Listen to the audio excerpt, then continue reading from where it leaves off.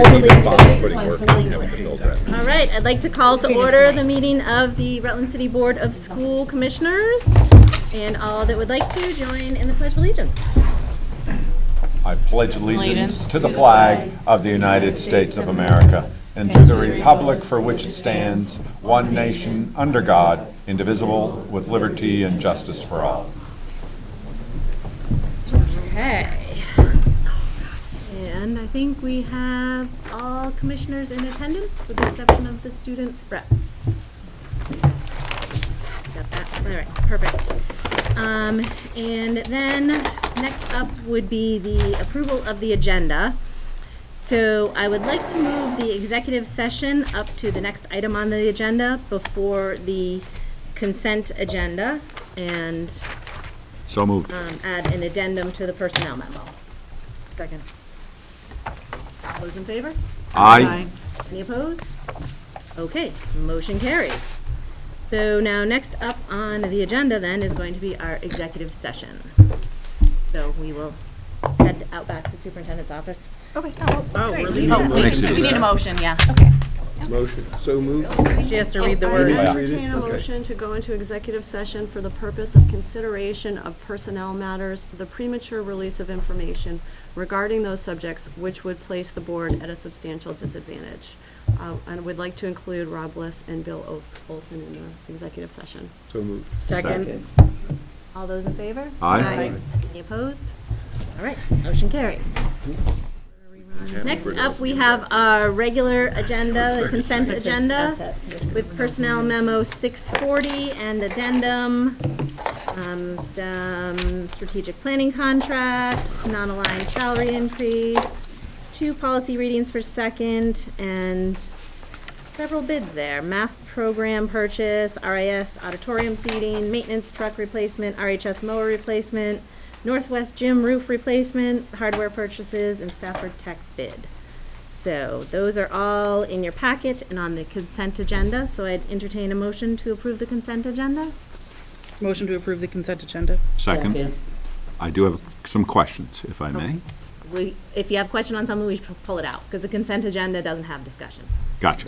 So you want to pull something out from the Yes. consent agenda? 2 things. The math program purchase and update. Yep. And then the Johnson Controls contract. Not in the consent agenda? I think it's not in the, It's got to be somewhere. I think it's at the very end. I think it's Oh, yeah, it's under new business. Aha, Yeah, okay. thank you. So just the So math. program Just the purchase, math. okay. Yep. So then I would entertain a motion to approve the consent agenda minus the math program purchase. Motion to approve the consent agenda. Second? Second. All those in favor? Aye. Okay, and then we will take up the math program purchase. So, a motion to approve the math program purchase? So moved. Okay, any discussion? Peter? Thank you. So it was fairly basic, but the materials, I just wanted to understand how much replacement materials we would be receiving, assuming that children would be able to write in books. You know, they would be the math books, especially at the lower grades, that would include you actually write in the books. And so I just wanted to, and Rob is aware of my question already, as is my practice. So just want to understand what this does include and how far out it goes. So the what we call consumable materials, a workbook that a student works in, tears things out, teacher corrects in, those things are in this purchase for every grade level that needs them, K through 8.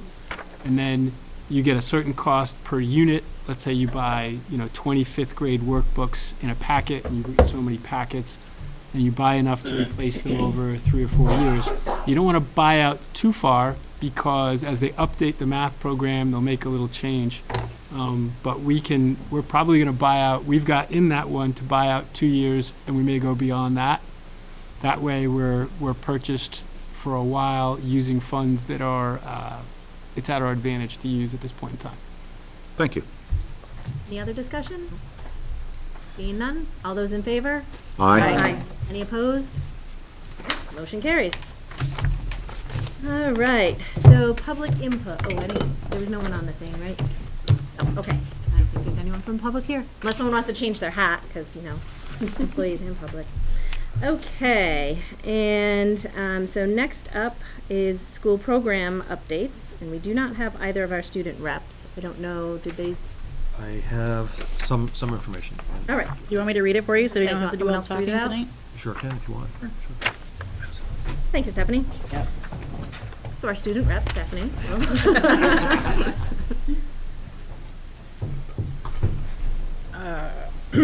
So, RAS for the month of March. At RAS, we have spent the month focused on flexible and optimistic, two traits that will serve us well in life. A recent challenge we have faced is with our main school phone line. Calls are not going through, which we understand can be frustrating.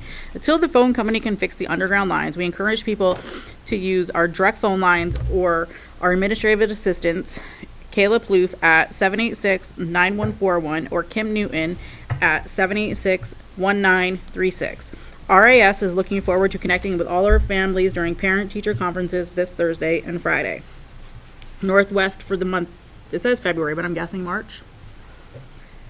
At February Northwest Schools, we worked on the character traits of perseverance and kindness. We honored our amazing bus drivers at our Hero Assembly. We appreciate their dedication to our children. This week, we have parent-teacher conferences. Students will have a half day of school on Thursday and no school on Friday. Next week, all classes will be visiting the Rutland Mint. The Mint is a community of people sharing their knowledge, experience, and ideas, in addition to tools, equipment, and workspace. Each class will be designing something to take home. We appreciate the opportunity to see this wonderful place in our community. Northeast for the month of March. Northeast School had a pause assembly recognition and celebrating students who demonstrated our character theme cooperation. During March, the character theme focuses on safety. Along with our safety theme, students are being taught personal safety skills using the Prevent Child Abuse in Vermont Care for Kids program. Northeast is looking forward to a few special events. On March 20th, we'll be having a Glow Day, which features indoor glow-in-the-dark carnival activities. Also coming up on April 5th will be an assembly featuring slapstick science. And that's it for those three schools. Great, thank you very much. That is, all right. So then, next up for our school program updates is RMS and RHS school improvement plans. I don't know if they're together, separate, but you guys must know. Together or separate? Go ahead, you guys go first. Like, it's on here as one, I don't know how it's designed. Click the icon top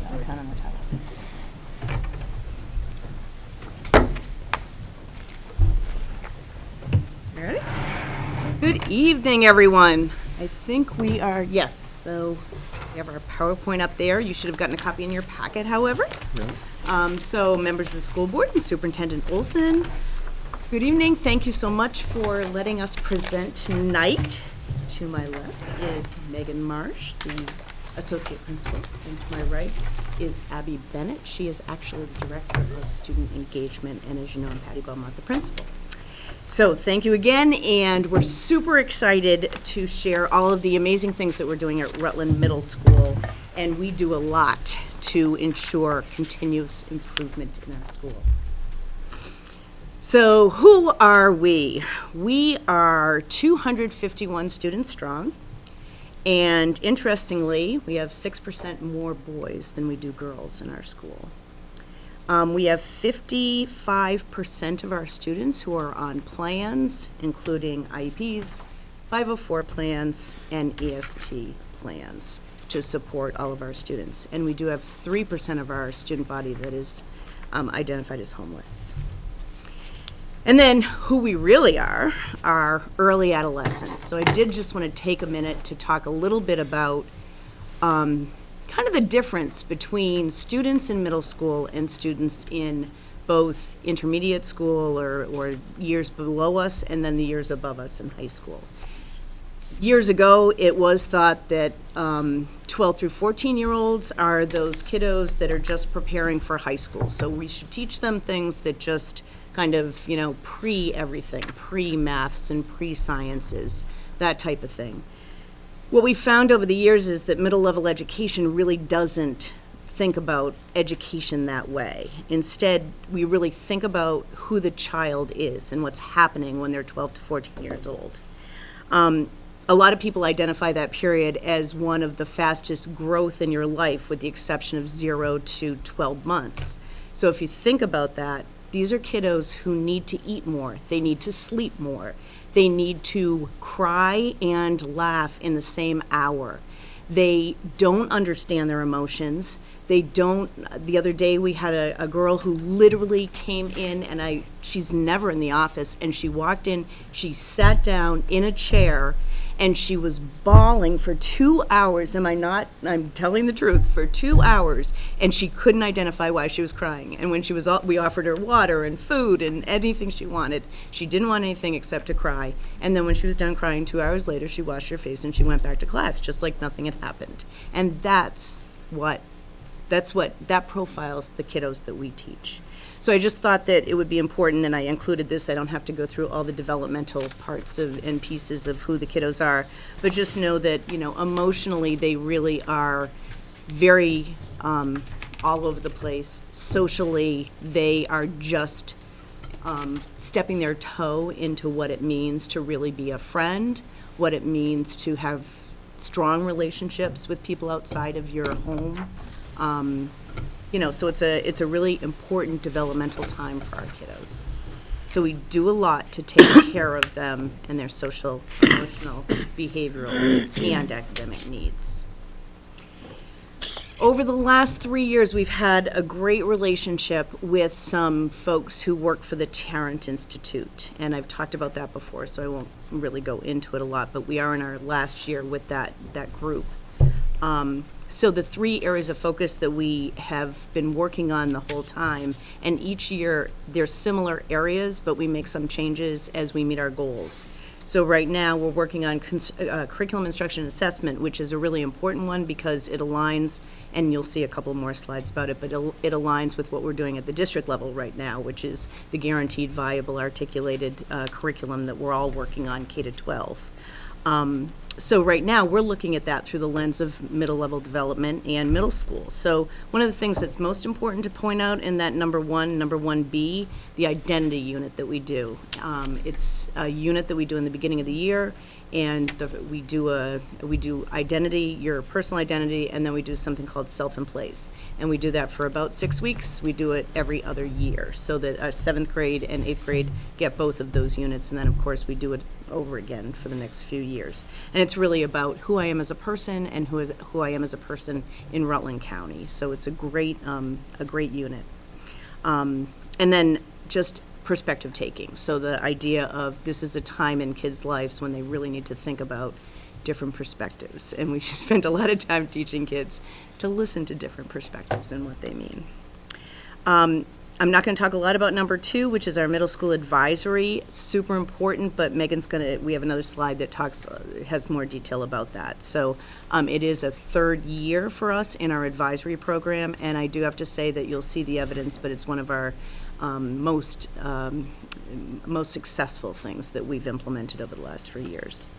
And then a collaborative school community that is a culture and a community for our kids to feel like they belong, that they are important, that their identity matters. That's critical. And our relationship with families. So we've really worked hard on trying to bridge that gap just build a bridge to make sure that we are communicating regularly with our families. We have as I said, with the advisory program, advisors call students call families, every couple of weeks, so that we make sure that we're in constant contact with them. And this is also a time when we need to really think about equity. So we spend a lot of time with kiddos talking about our differences and how we really aren't that different. We have many more similarities than we do differences, and how can we all live together under this one roof of Rutland Middle School in a kind way toward each other. So I think I've talked a little bit about this next slide, which is the curriculum instruction and assessment, but just so that you know, we make lots of connections to both Rutland High School and Rutland Intermediate School. We are the middle child, and so we kind of live in that land of in between the two. And we do work at 7 through 12 department meetings, writing things like scope and sequence or common assessments, and work with, all of the teachers together. We also adopted the jump rope grading system, which was something that the high school had. We have a vocabulary block that I'm going to talk about in another slide. And our makerspace is a really awesome room. If you haven't been to Rutland Middle School, please come visit it. It's downstairs where the old art room was. And we've really tried to reincorporate a lot of things that Woodshop and the FACS program, Family and Consumer Sciences, which both of those programs were part of Rutland Middle School years ago, but for a variety of reasons, they aren't anymore. So we've really tried to incorporate some of the parts and pieces of those programs into our makerspace, and the person who oversees that are our two tech folks. That's our Tier 1 system, so that's what all kiddos get. Tier 2 is a more supportive strand. I think we talked about this like the last time, that there are 3 or 4 tiers, depending upon how you look at it, in both your in your kind of behavior as well as your academics. So this is the academic side. You know about our Bridges program. That's a very important piece of what we do, so that kiddos who are disenfranchised, and they could be super smart, they could struggle, but the thing they all have in common is that they don't really like to go to school. So how can we get them to like it a little bit more so that they can learn? We've established a great tutoring program that's through ESSER funds, and we've done after school, which we're doing right now, and we've done during our YES plan, which is at the end of June, middle to end of June, and then also in the summer. All of those have been very successful, and right now I think in tutoring we have about 50 students signed up and about 9 teachers. So we think that that's super awesome. Obviously that's to fill in some of the gaps that a lot of these kiddos have just due to COVID, various and sundry reasons. So our intervention program, we've had a reading interventionist for a number of years, and we've struggled with having a math interventionist. This year we actually were able to hire one, Brian Sullivan. He's doing a great job, and so kids are really benefiting from that. Stafford, we now put a program in place for those kiddos that really need more hands-on activities to be able to be engaged. And so Megan has put together a little program where 6 of our students will go to Stafford and do kind of a round robin with various Stafford departments, I guess you'd call it, welding and auto and whatever, the departments are that they go to, so that they'll have a taste of it and really start to think about how important it is for them to do well so that they can get into Stafford, because Stafford is so competitive now. ESD plans that support kids, and just our Fast Bridge, which is the way that we do our benchmark assessing to make sure that kids are doing what they need to do and measuring it 4 times a year. And then our Tier 3 and 4 are students who might need a little bit more support or do need a little more support. And for them, we also have some different programming, such as fundamentals in both reading and math. These kiddos do a middle grounds coffee shop, which is just great. They have like a little store that they give us coffee and muffins, or we buy coffee and muffins, and career explorations. And then I did want to talk a little bit about our vocabulary program, because that's brand new this year. We put this together truly as a result of a lot of research right now that says their vocabulary is not as strong as it should be. It's grades below where it was 10 years ago in same age kids. So what could we do to try to boost vocabulary? Obviously, we teach a lot of vocabulary within our English language arts and social studies programs, but it's like all of the kids needed a boost. So this is a real boost program. It takes place 1 day a week for 45 minutes. All of the teachers teach it, And it is a kind of canned program. I think it's a pretty good program, and actually the kids really like it. It's in a workbook. It's kind of, old school, if you will, where they literally go from lesson to lesson, and it's a phonetics-based approach to teaching vocabulary, which is something that many of them have not done for a long time. And for kiddos who like language, parsing language and figuring out, the parts of speech and all that is really exciting for them. Just a piece of research that kids need to understand 98% of the words they read to be able to understand what they are reading. 98%. So if you have, typically you'll say a score of something like 80 is a good score, but actually when it comes to being able to decode words and understand word meaning, if it's less than 98%, they're going to struggle with the meaning of the text that they're trying to understand. So I think that that's a really important statistic to think about, and why we have put a lot of stock into this program. I think that's fine for now. So I'll turn it over to Megan. So our advisory program is something that I think I've spoken to this exact group about before, so I'll keep it brief. But we really love our advisory program. It is about 25 minutes during the day where a group of 8 to 12 students meet with one teacher every single day. And the idea is that it gives kids a sense of belonging. It helps us bridge the communication home, and it's where we do a lot of our social emotional growth. So ideally, the students come in and sit in a circle. Our counselors every day create a lesson plan for that day. Sometimes it's conversation pieces, sometimes it's fun, ridiculous activities, and the kids come in and bond. That is also their advisor teacher is also the teacher who calls home primarily. I was bragging on our staff the other day about how well I think advisory is going, because I heard one teacher yell down the hall, "So-and-so, your mother says if you don't bring your backpack home." And so it really just symbolized for me the idea that we are communicating with parents. Parents do know they have a point person to reach out to. We do want to hear what's going on in families so that we can respond to it. Advisories also lead a community meeting. So every other week, one advisory in a house leads a community meeting where the whole house gets together. It's student-led. It's one way that we try to give students some voice. So they do lots of fun, awesome activities in the cafeteria all together as a house. It's just another chance to give them a sense of belonging and feel pride in their house. I think that's it for advisories. The next part is school community and how we try to reach out to Rutland community and beyond. As a side note and a huge plug, take out your pens and write down March 15th, which is tomorrow, from 5 to 6:30.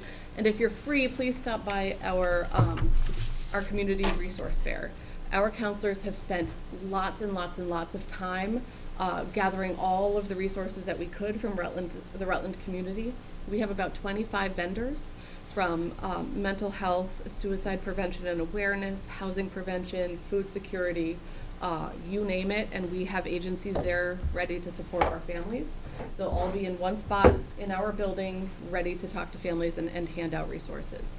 Our counselors felt really strongly that this was something that we needed to do for our families, because it can be a little tricky to navigate different agencies. Who does what, under what circumstances, and what criteria? So again, it's just a way to make sure that our families are getting what they need. What are the hours again? 5 to 6:30. And you can drop in, Yep. obviously it's. Okay, thank you. Last year, our counselors, actually the past 2 years, our counselors have done coffee with counselors, where they have invited parents to come in for 2 different hours, a morning hour and a late afternoon hour, to try to hit all work hours, to give parents an opportunity to talk about various different topics, such as appropriate use of social media, navigating teens' hormones as they grow up, navigating Google Classroom. So anything that we think parents might be struggling with young teenage kids, our counselors have tried to find a really low stress, easy way to access them to get information about it. Our band, chorus, and orchestra are amazing. You will see them around the state always, around Rutland City and around the state, singing, playing, earning lots of recognition. We have EPIC, which is the after-school program. They're awesome. They've added a new Tuesday art workshop, which the kids have really, really jumped on. So that's been a huge success. Lifelong Sports is a huge favorite of ours. This is our second year running it. We added, Abby Bennett took that over with Jeff Bloomer. I think we added 4 new sites this year. In addition to the lots that we had last year, we added martial arts, we added Vermont Sport and Fitness, we added Mindful Monkey for yoga. And we did full-time curling at Giorgetti. That's right. And Spartan Arena opened up for ice sports. So for 3 hours once a week, for 6 weeks, our kids got to go out into the Rutland community and learn lifelong sports. The feedback we got from the vendors was really great, that our kids really were respectful, our kids were engaged and polite, which was nice. Can I just say one thing about Of that too? course. Because we had a dance on Friday night, and one of our parents, a mother who we never see at our school at all, she was there to pick up her daughter, and she actually, I introduced myself when I was at the door, and she thanked me because she said my daughter never would have learned rock climbing had it not been for this program, and that they couldn't afford it, and they were hooked up with some people who were able to help them with that, and her daughter has just gone, she just loves rock climbing now and can't wait to go to the high school and be on the team. So I just wanted to throw that in. It really is very meaningful. Is there for a lot cost of- for that to the student? No. No. Another piece of that I want to emphasize is that oftentimes teachers are learning sport right alongside the students. So they love seeing their science teacher fall on her butt while she's learning to snowboard just like they do. And it really is just, it's a really bonding. They're learning, our teachers are learning tennis right next to the kids. So it's been great, and the kids really. It's a human aspect. It's not just a Exactly. teacher. It's not just the scary teacher. It's a human Exactly. aspect to Yeah. it. Like, we can have fun. The kids love it, the teachers love it, and the feedback we've been getting from the community is that they love it too. Yep. Our Bridges program has a lot of outside partnerships. They deliver to Meals on Wheels 2 times a week. They deliver to the Sheldon Towers groups. They do a lot with the Rutland Rec Center, and they are also going through a rotation at the Mint as well as the intermediate school. All right. So, next on this is our social emotional learning. We have really tried upping this this past year. We'll talk a lot about data and how we're using data to drive a lot of our tier 1, tier 2 interventions that we have. So under the tier 1, we obviously have our clubs and athletics. At the beginning of the year, we had a assembly about all of our clubs, and all the teachers and advisors of clubs presented to all the students. They had a chance to sign up, which gets kids very excited. We have a lot of kids that do participate in the after-school clubs and in athletics. Again, our lifelong sports, I can't stress, I make people jealous all the time. I'm like, you guys wish you had a lifelong sports, because it probably one of the highlights of, coming to this district was the lifelong sports, and I had a blast with the kids. We are, and Megan's going to talk about this later, we have Maple Madness and Bust Out with Birch, or Bust to Move Birch. We take groups of our students out hiking and swimming and fishing to the rec center, and Megan will talk a little bit about that later because we have some fun pictures of them. But that's for students that need a little extra social emotional or like team building in just a little extra during the day, need to get out and do something. We have implemented the motor room for physical and emotional regulation. It is a set program. Right now we are doing it with Hickory. We have 2 groups every block that go in. They do a 12-minute rotation in the motor room, which is all sensory input, output. This is gross motor skills, not electric motors. Right. Yes. We Gross were motor, talking to sorry. Kevin about that, right? So gross motor, so they're doing, These motor skills. and it's really helping, a lot of kids who need that movement. They go from elementary school with 25 minutes of, recess to not recess every day. So it's really been having a positive impact on all students. It's OT helps with that, right? Yep. Yeah, our district OT and PT has done a phenomenal job implementing it. And as Abby said, it is a sensory input-output diet, and it's pretty strictly regulated. And it is really built to help students be able to maintain a task for longer than they might normally. We have social skills classes taught each trimester by our counselors. It's great that we have 3 counselors now, because each of them took a trimester, and we put kids in there. Some we moved in there according to their sabers that we'll go through a little later, but kids are scheduled in there that just need, again, another little boost of social emotional skills. They do a lot of great things. They watch a lot of movies that connect to real world, and how to, talking through emotions and talking through situations. We did a Bennett boot camp in the beginning of the year, just talking about executive functioning. One thing that I taught that class, that's why it was called Bennett boot camp. I didn't know what else to name it. But we really focus on executive functioning skills. Middle schoolers, that is an area that, organization's not taught, note taking's not taught, time management's not taught, and that class was really focused on those kind of skills. That at the high school. Mhm. I said you should teach that at the high school. No, Megan won't let me go there. Fastbridge, Fastbridge is our new, Fastbridge, this district has always done Fastbridge for academic, but Fastbridge has a social emotional component of it, and it is a social, academic, and emotional behavior risk screener. It really looks at how kids are feeling. There's two assessments. The kids take it on themselves, just about like what they see is their strengths and weaknesses in all of those areas.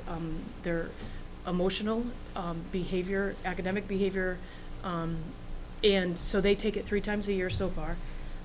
In the next slide, we'll talk about how we played out. But the teachers also take it on the students, so we can kind of see. What we've noticed is there are kids that present as very well-functioning students, but yet when they fill out their screener, we've noticed that oh my goodness, this person, we might need to check in with them because they're presenting as withdrawn, and, we're seeing a different side of them that they're feeling. So that's been really good. What we've done with that Fastbridge screener, we have set counselor schedules. The first round, we took it in September. It was kind of our baseline data. Rutland Middle School I don't think they've ever used this screener. It was our baseline. We wanted to see where students were. When we took it right before Christmas break, we sat down as a counseling group and admin and really looked at the data. What were the trends? We set any student who was at high risk, we set individual social emotional goals for them, and they are working weekly with our school counselors. There were parent meetings that were done with the parents to kind of go over the screener results with the parents. And any student who was at some risk or made even some, decreases between the 2 screeners, we kind of really checked in. Every student was checked in with and had conversations. They're having bi-weekly meetings with the school counselors, and all of those students are having specific goals that the counselors are working with them. So we're really taking that data and trying to up our interventions, our social emotional interventions for all students on all tier levels. With ESSER funds, we were able to get a 3rd school counselor, so each of our houses now have a designated school counselor, which has been great. And I think that helped us a lot, because we were able to really, some of them, they're seeing 30 kids sometimes, bi-weekly, that are scheduled to them. So to be able to have one more counselor helped alleviate that a little bit. So a tier 2, one thing that we are really doing is looking at our school-wide data. Thank you to Mr. Bliss for allowing us to get the Swiss, which is a really good behavior data management system. It does a lot of graphs, but allows us to see trends throughout the year, throughout the school days, throughout the hours of the school days a week. And what we've been able to do with that is we looked at that data as a staff once a month, and I will pull trends from that, and I do a monthly professional development, a 2-hour professional development based on our data. So one was, our first one was really on proximity and positive praise and how to actively supervise your classroom. Those classroom management strategies that are easy to implement, but we kind of forget about on a daily basis. So we did a lot of teaching. People went away with action plans, went away with goals. Some teachers said, "Can you come in and I had one teacher say, "Oh my goodness, I'm I do say a lot more negative than I do positive. So how do I come in and watch me, and how do I fix this? So a lot of enlightening, like, just like, oh, I can do this a little bit better, and that was great. We have ESSER funds. The beginning of the first and second trimester paid for small group, the teachers to have small group lunch settings within their classroom. We're not doing it right now for third trimester because we have mixed up our schedule a little bit, so we have 2 lunch periods now, which is excellent. And we are really revising our EST program this year and really focusing on not only academics, but that whole behavior component of it. Looking at the whole child and not just the child through academic lines. So this is just, this is the overall school data. So this is just the fall and late fall, which is actually the way they do this. Late fall was actually, we did it December 13th, I think, so that's what they call late fall. So 67% in the fall were at low risk. I wasn't surprised at the little bit of a dip. It's not a huge dip into the winter because that's going right into, did it right before Christmas break, and that's a kind of a stressful time. So far we have about 75% of our students, they're taking it this week. They're part of the student screener. Right now, with 75%, we are back up to about 64%. So we're seeing some growth. I'm hoping that as we go on and have all these data points, that we start seeing all of these interventions really, having an impact on students. So this is just a chart that you can mull over. And again, we really stressed and we talk about these students at our weekly counselors meetings. We really look at their data. We are able to pull individual, like, okay, this person right here, we can pull up their exact screener and see where exactly, like, they're having a hard time paying attention themselves. So what do we do with the classroom teachers? How do we help this one student? So we can pull individual scores from students and really dive deep. And our counselor's been, again, in contact with parents and with teachers to how to help everybody be on the same page to help these students. So as Abby mentioned, we try to look at trends with the Sabres and see what we can do for groups of students. Last year, we piloted a program that we called Maple Madness. We had a group of students that we were realizing, before we were implementing Sabres, that we were realizing we were in a little bit of just this cycle, where we were having negative interactions, we were receiving negative behavior, and we got into, it just was a little bit of a rut.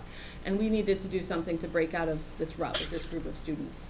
So if you know me, you know that I think hiking is the best thing in the whole world, and it does everybody good. So I was like, we're taking them hiking. And it was amazing. The students really, we did this once a week with different staff members. The students really bonded together as a group. They really bonded with their staff members. They looked forward to it. We saw behavioral referrals with that group of students drop by more than half once we started this. So we took that approach and we began to fine tune it.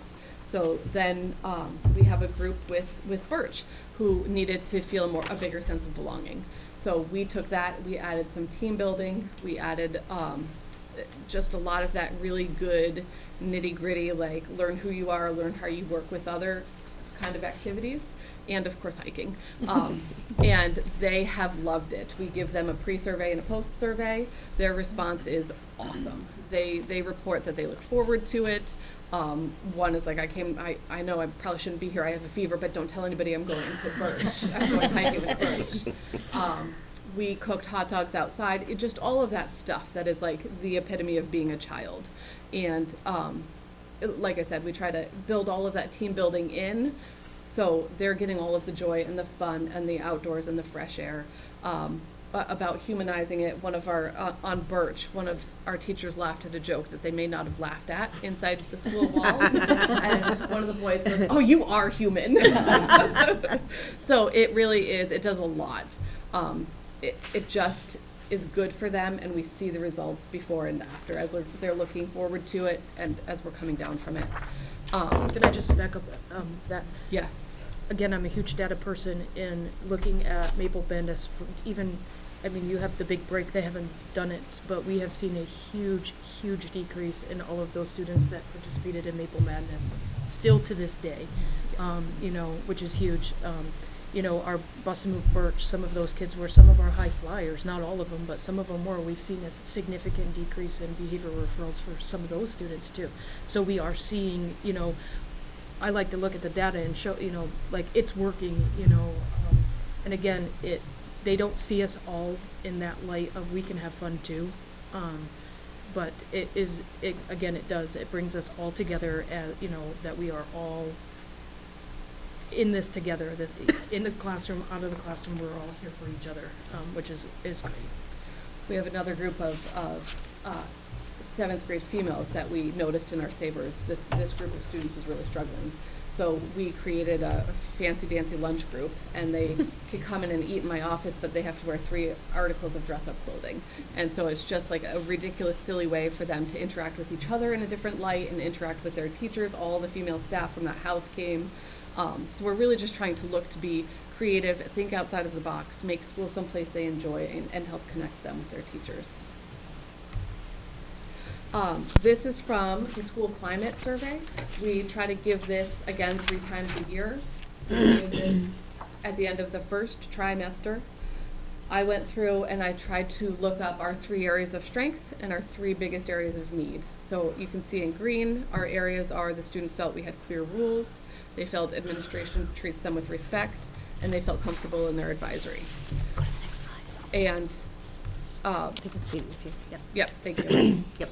The things that we need to work on are peers' behavior interrupting learning, students helping each other when someone's being bullied, and students treating each other with respect.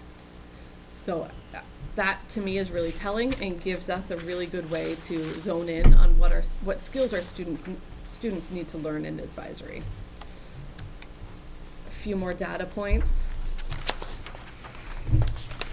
I always look yellow and green, and my head is good. So if I'm looking at I like school, yellow and green is a majority. I think for middle school students to report that at the end of their first trimester it's pretty good. Teachers treat me with respect. We really go hard on the I have a trusted adult I can go to. It should be your advisory teacher, if not at least 1 or 2 other teachers in the building. So that data point is pretty important to us as well. And I think that one at the bottom left there, I feel safe at school, I think that's a really important one because a lot of people talk about the middle school as being an unsafe place. And as you can see, this is reported by the people who actually live it every day, and they do not see it that way. So I think that is a very important data point. So our action plan is we need to work on how students treat each other. We need to work on being an upstander, not a bystander. Those are all skills that we really began to focus on in our advisory after receiving this first data set. So our next slide is about our HHB. So we put right here is just the definition. This is the district's policy and definition in Vermont state definition of bullying. Can I just a reminder that Yes. that's harassment, hazing, and bullying? Yes, HHB is, yes. There's a TV, Oh, we just acronyms. gotcha. So our statistics, we have a very clear outline of what we do. If a teacher thinks that a conduct may reasonably might be or believed to be under the hazing, harassment, or bullying, they fill out a form called the student conduct form. It is separate from our referrals. And this just gives us a ton of detail about what the situation was, what they heard, what was reported to them. We have had 56 of those forms filled out. Each of those resulted in an informal investigation to determine whether it was student conduct or if it rise to the level of an HHB.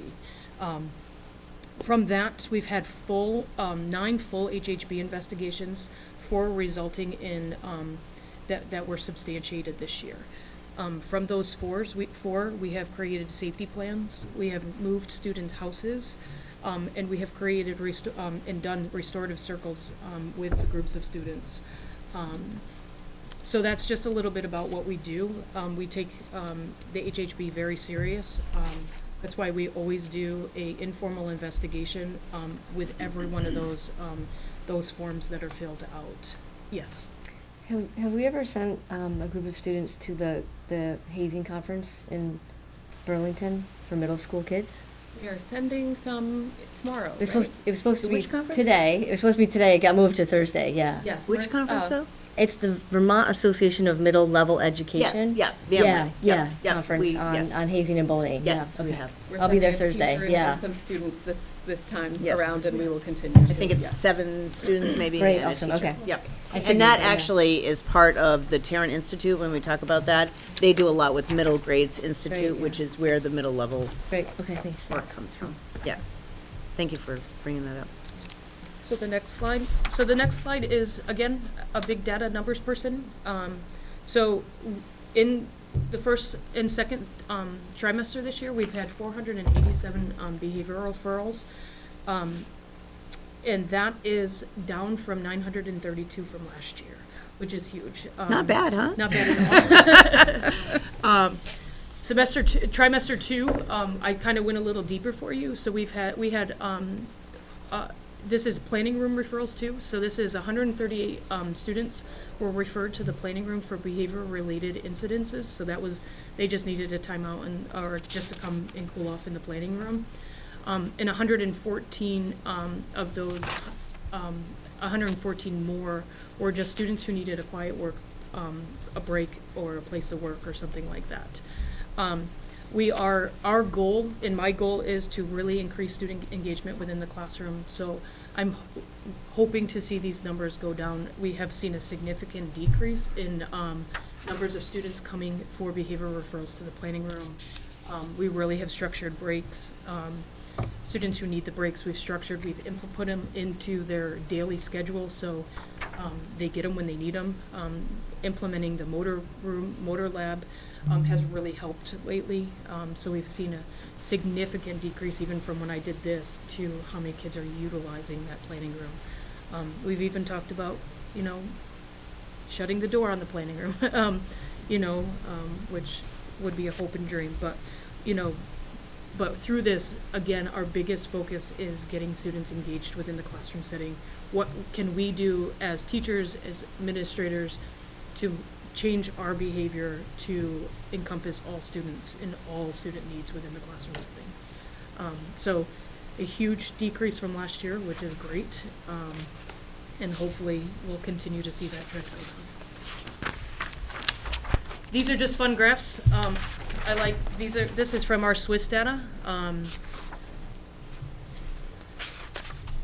So the first one is our school months, the average referrals per month. So we were seeing a start of a decline. February was a little bit of a outlier. We're going to see that go down. Most of our behaviors happen within our classroom setting, so we know that we have to really work with students and teachers, again, on how to keep them engaged within the classroom setting.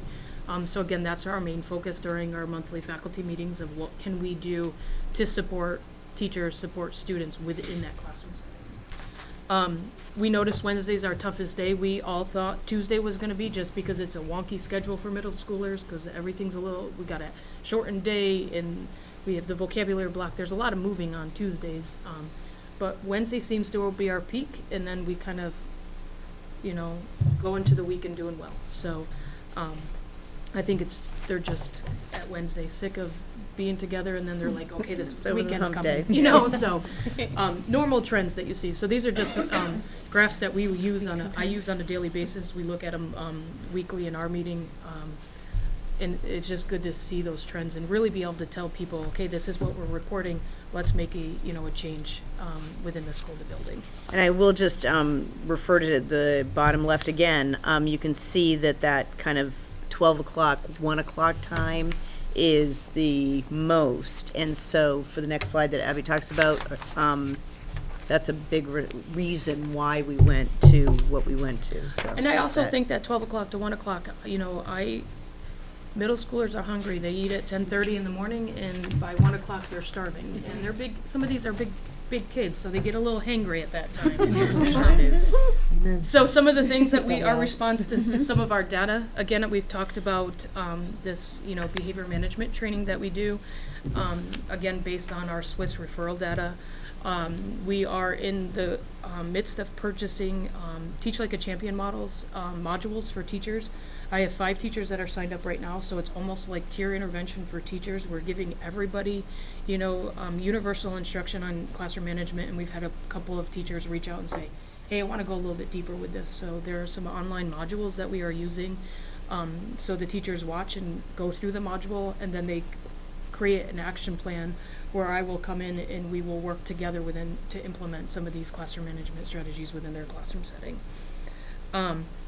We made adjustments to our master schedule. We were noticing that advisory, at the end of the day, it's hard to be, touchy-feely and, get along or, again, hangry a little bit. So we moved our advisory to the middle of the day. We split up lunch to a 7th grade and an 8th grade lunch, and it has made a world of difference. They're not, it's feast or famine sometimes when you have 250 in the cafeteria in 18 minutes. So we were able to give 18 minutes to both groups and split them up. And thank you to RIS Yes, for working huge. with us to do that. We created a win block. So that's where kids can sign up and teachers can sign up kids for areas that they need a little bit more help with. I think it's 35 minutes? 25? Yeah, 20, 35? it's 28, but. 28. I was going to say, I have it right Yeah, here. you have it right there. So, And win that's- is what I need, by the way. And so it's just another extra time for kids that they can go to that teacher that they're struggling or just need a little extra assistance and get help. We have after-school tutoring. Patty talked about it earlier. We have about 7 to 10 adults, 4 days a week, with 50 students enrolled. So they're really small. I think there's 5 students, even smaller. more than. Smaller. Yeah, no more than 5. We have some kids that are one-on-one with teachers, and it's really just getting those students that boost that they need. It's outside the classroom hours. It's really individualized, and we've had great feedback. We've done 1 full week. We had most people show up. Yep. And last year, when we ran Saturday tutorials, statistically, students who participated jumped a whole point in the content that they were working on. So grades were significantly impacted. Yep. So thank you all. Do you have any questions for us? Charlene? Or no, I'm not. Am I supposed to ask? I don't know. I'm sorry, Allison. Sorry. Peter? Thank you. So, thank you for the presentation. A lot of work being done to help our children. Regarding the vocabulary work, this will also be a question probably for the administration. What can we do, and is it being done earlier to start addressing this such that they don't get all the way to 7th grade before we address it? And then are we continuing to address it after they leave the 7th and 8th grade to bring our students up to a point where, they can go out and read the New York Times and absolutely understand what it's saying? I do know that RIS, we've talked a bit about vocabulary at that level, so 3rd through 6th grade. And, I'm not sure exactly. Phonics was what was talked about, the fact that we historically have not done a lot with phonics in the last 10 years, maybe. I'm a math teacher, so I don't know exactly what it is, but somewhere around there. But I believe strongly in vocabulary, by the way. So I think it's about, that time that phonics has not been really the way that we've taught. So I think now people are looking at that and saying, hooked on phonics might not have been the worst thing in the world for a little bit of what we do. So it's not a full diet of how we teach, but to do some of that. I think the Daily 5 that is being done right now at RIS also has a component that really focuses more on phonetic awareness and phonetic, figuring out morphology and phonology of in the English language. So that's the best I can do. I don't know. You can ask the high school after. I'm not sure what they do specifically, so I'm sorry. Charlene? I just have a couple quick questions. By the way, your presentation is amazing. What would you consider to be a referral? Can you just kind of tell me what that means? Yeah, so, we've been talking about this a lot lately. It's those, we're working on that. It's classroom management, it's behaviors that impede other kids' learning sometimes. It's, you know, so it could be, you know, walking out of the classroom. It could be, you know, listening to, you know, kids blurting out, or, but it also, some of them are, you know, like a physical aggression, or, you name it, they can write it up right now. We're really, sometimes it's really good to get all of it. But a lot of them are like phone usage is a big one. You know, I'm trying to think talking during instruction. So if you not sitting in your assigned seats, those are like a Being list in of the- minors that we call them majors and minors informally. So the smaller things like not putting away your cell phone. I'm wondering, Being tardy Playing for video games on your class. computer. the referrals that you're tracking though, they're like initiated by like a teacher? Yes, they are. So yes. they the teachers put them into the system. Gotcha. And I will So say it's- that it's not when you look at objective information, there's a lot of subjectivity that goes Oh, into it. I mean, some teachers will put things in that other teachers might not. Right. So we are trying to get more objectivity to what we do, but we're human beings, and we all have different tolerance levels for things, and we recognize that. But And, oh, go ahead. Go ahead. I was just going to say, and that's the cool thing about this is because we can kind of see where we are. So this is a great baseline for us to have it on this kind of system, because we can see everything, and then we can start narrowing it. Okay, we're not going to put these in there because we know that this should be, we've been really talking about office managed versus classroom managed, those kind of behaviors.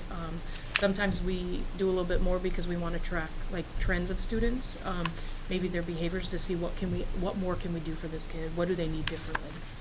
Times a day that students might be having issues, or might be a little bit more heightened. They're, you know, just a little bit hyperactive, or so we can figure out, does this kid need, okay, every day at 1 o'clock we see, you know, a student, let's put a break in there, or let's get them to the motor lab or something like that. So it's really for us to get a huge picture, so then we can start narrowing it down as we, you know, as we go.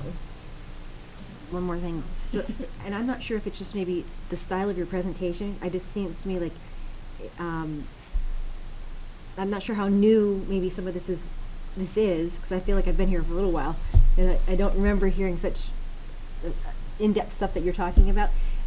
Is the Swiss software that we're talking, is that new? That's a new implementation as well? newly implemented this year at Rutland Middle School. It's not there's nothing new about it. It's part of the PBIS. Okay. So, positive behavioral interventions and supports is a state of Vermont supported behavioral program. I'm just saying this really quickly, okay? There's a lot of components to it. But they have a lot of people who have our PBIS schools adopt the Swiss, which, what does it stand for? I don't remember. Does anybody remember? No, it doesn't stand for Swiss. But anyway, in our it is an acronym. Something information system. Yeah, isn't I it? think Here somewhere. Yeah, information system. So it's just a receptacle, basically, to take all of the work that you're doing in your classrooms and to try to put it on paper, if you will, reduce it to paper, so that you're then able to do different things. And it was really more based like K to 5 or 6 for a long time, PBIS. And then it spilled into middle school and high school. And we So- still use our IC, so yeah, if which is- any majors or anything super major goes into IC still, we still use the district's tracking system. This just shows us a little bit more of those trends, those times of days, those average we can see.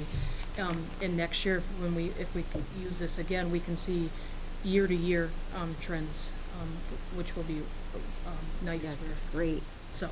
work. I see.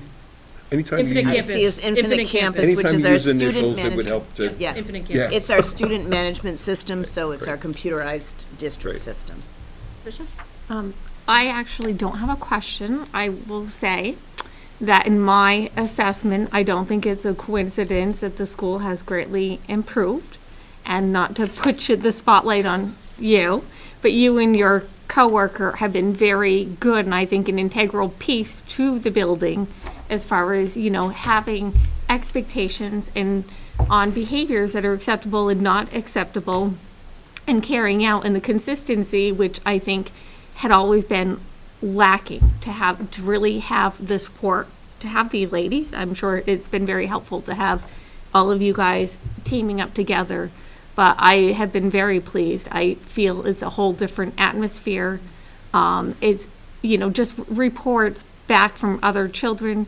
You still have, you know, the routine stuff happening, but I feel like there's that expectation now, and it isn't going unnoticed. And I think that's very important. And I think that if we keep on this trajectory, that we're going to continue to have even less behavior. So good job. Keep up the work. I'm very happy, and I'm very just proud of how far we have come.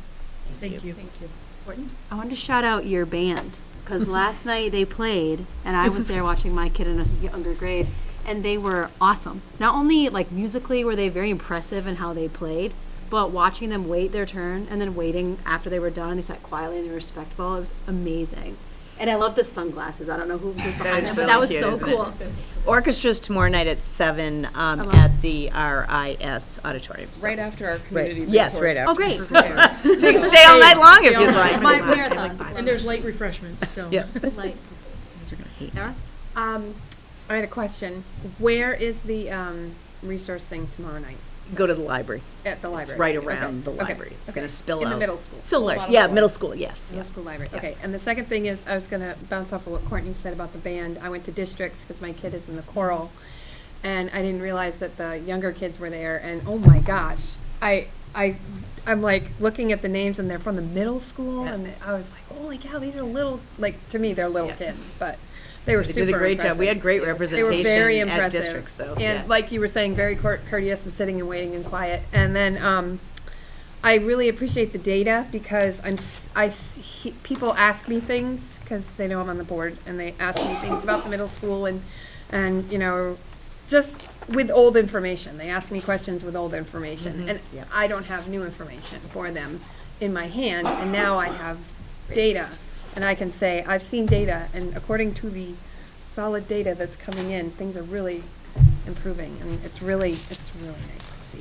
I'm very, very impressive. Thank you for all this information. It's great. It's really great. Stephanie? Let Mary Beth go first. Sorry. Are you sure? Yep. That scares me a Gonna little. hate me. Because I have like 5 or 6 questions, but they're small answers, I promise. Are you So sure? I wanna go last. You good? You I good? wanna go last. Says, Okay. I'm going to echo and say great presentation, of snowing course. out. Great presentation. Love data. It's amazing. It'll be awesome to see the same data next year. You know what I mean? And see how amazing things continue to become. Understandably, understandably, this is focused on really how you're helping students at, you know, who are struggling and who have unacceptable behaviors. I just have a question about, what do we do? Do we have anything that we do for like those exceptional kids maybe?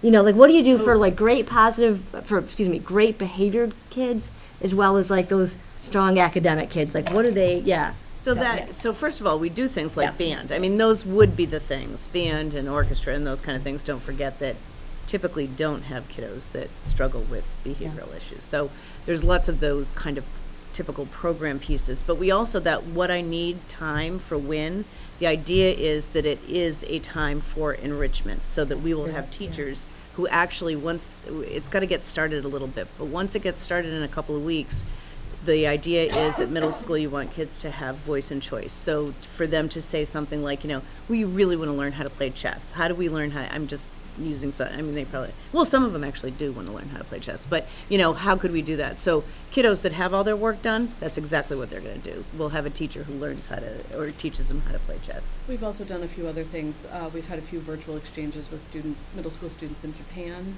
as kind of an enhancement opportunity. We participate in Generation Global, which is a organization that connects students from around the world. So we've had some students who didn't have any missing assignments and didn't have anything else to do, sitting in conversations with students from Bolivia and Ecuador and talking about women's rights or internet safety, or, you know, any range of topics that the students are interested in, speaking to dozens of kids from around the world. So we also are currently running a program called Getting to the Why, where students take our youth risk behavior survey and data and analyze it based on Rutland Middle School specifically, and they come up with 3 strengths and 3 weaknesses and create an action plan. So there are lots of little pockets of opportunity. We also started morning announcements, and we've been announcing, we have in the act of kindness where teachers and students can recognize individuals, and we've had some great feedback from that. And so we've been announcing students on the morning announcements that have, and they come down, they get called down to the office, they get to, usually it's like A little gift. a gift, but it's usually like Food, chips for food, later, it's 'cause food. they're always hungry. Chips are They're always hungry. They always I'll need take food. chips any day. Yeah, they always need, we got lots of chips in. But again, and But- it's an area that we definitely can, continue to grow. on. And that's actually been a really nice connection with the community too, because we don't necessarily know, I should say, like Raha scores and things like that, but parents and guardians have sent us information about it, and so we can announce it, and then we also have monitors at school that we can put pictures up and then, Cool. celebrate Yeah. all the great things they're doing outside of the school, but our kids. I can echo a little bit of that. When my daughter was in the middle school. She sure was, I loved right? it. They do find, the teachers are just amazing, and they will challenge some of the students Yeah. that are, Oh, yeah. that are looking for a challenge maybe. So they just find their place. I feel like there's lots of things that you have available that you may not hear about, because we do talk about this maybe quite a bit.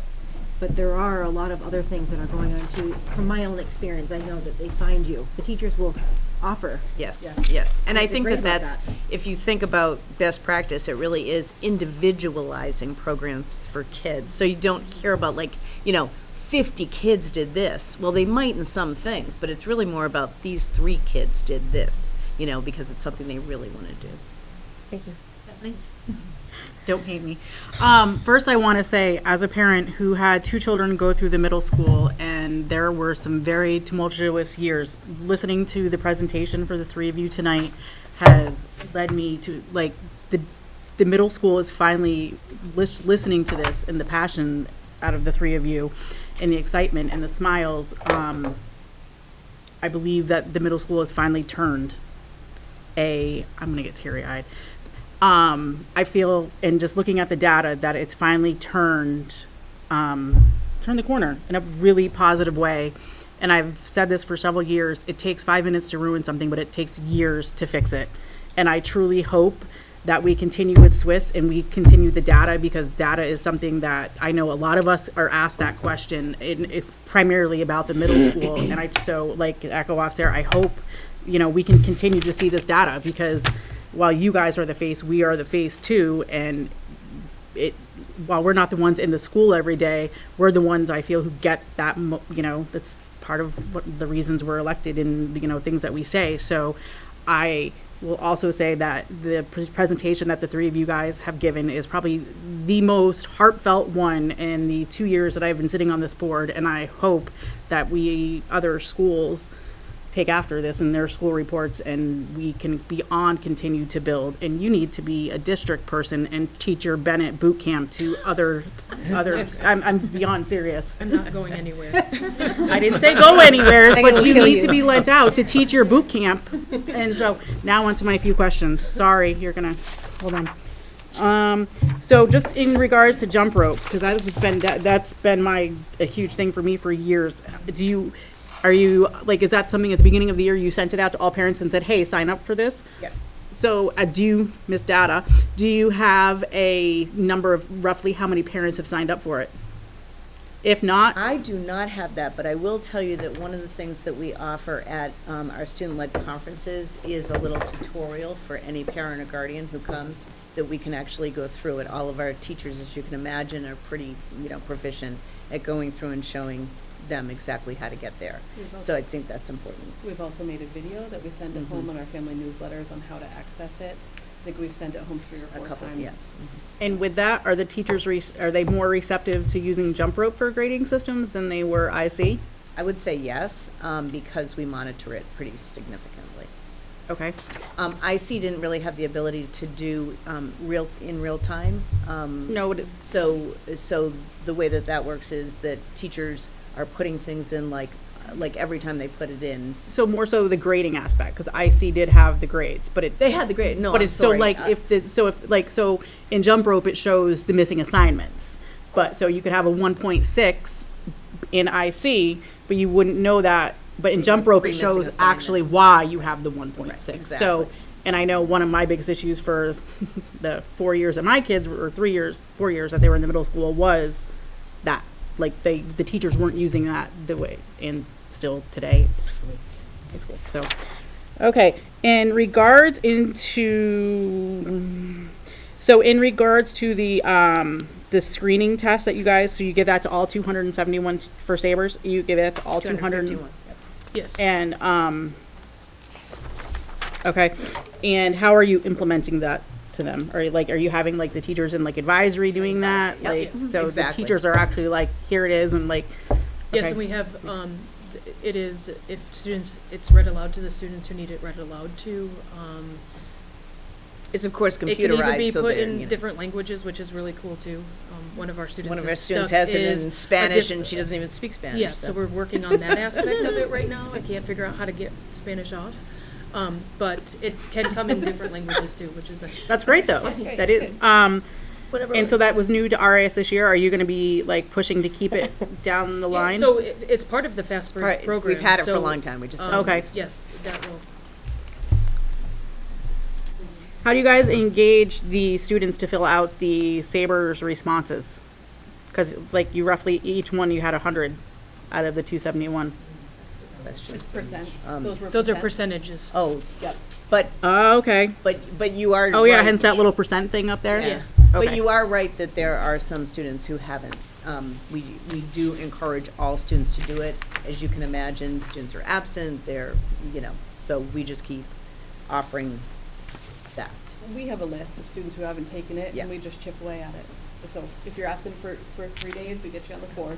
Okay, and so that question answered, so the difference of the top and the blue line, the new blue, 7th and 8th grade, I was like, what is this? Yeah. And then, so the data, no, I'll skip that one, we'll be here too long for that. So the climate survey, is that new this year as well? Yes. So one thing with the climate survey was that the Sabres looks at the child as a whole in all aspects of school. And Megan really wanted to focus on Rutland Middle School in how they feel about the actual environment that we are in. So they take it at the same, within the same week. So we get all of this together. So we see them as what they're feeling inside, and then them as a part of the community of Rutland Middle School. And then my last two questions go hand in hand, and they're short. So back into to go into the replanning referrals. So we have 114 students who are in there for breaks and quiet space. Are they allowed to be in there for, like, is it a designated time they are allowed to be in there? And so, like, is it just an hour and that's it? Like, we Oh, can't God, no. decide. No, okay. no, no. So we They're can't in there decide for we 5 want to be in minutes. there for the next 4 hours. No. Okay. That's disciplinary if they're there for 4. Well, I was just like, well, what's quiet? I mean, sometimes for me, So we've had people need to take like a makeup test. They'll come Okay. in. So that's the quiet workplace. We have kids that, there might be like they needed to come and do their independent. So they get their independent task, they're out. Okay. And then, I don't know what my second question is. Okay, we're good. Sorry. Thanks. Thank you so much. All right, thank you. you. Bennett Boot Camp, I love it. I'm gonna do the BB shirts. I know, I love that too. Bennett's BBC.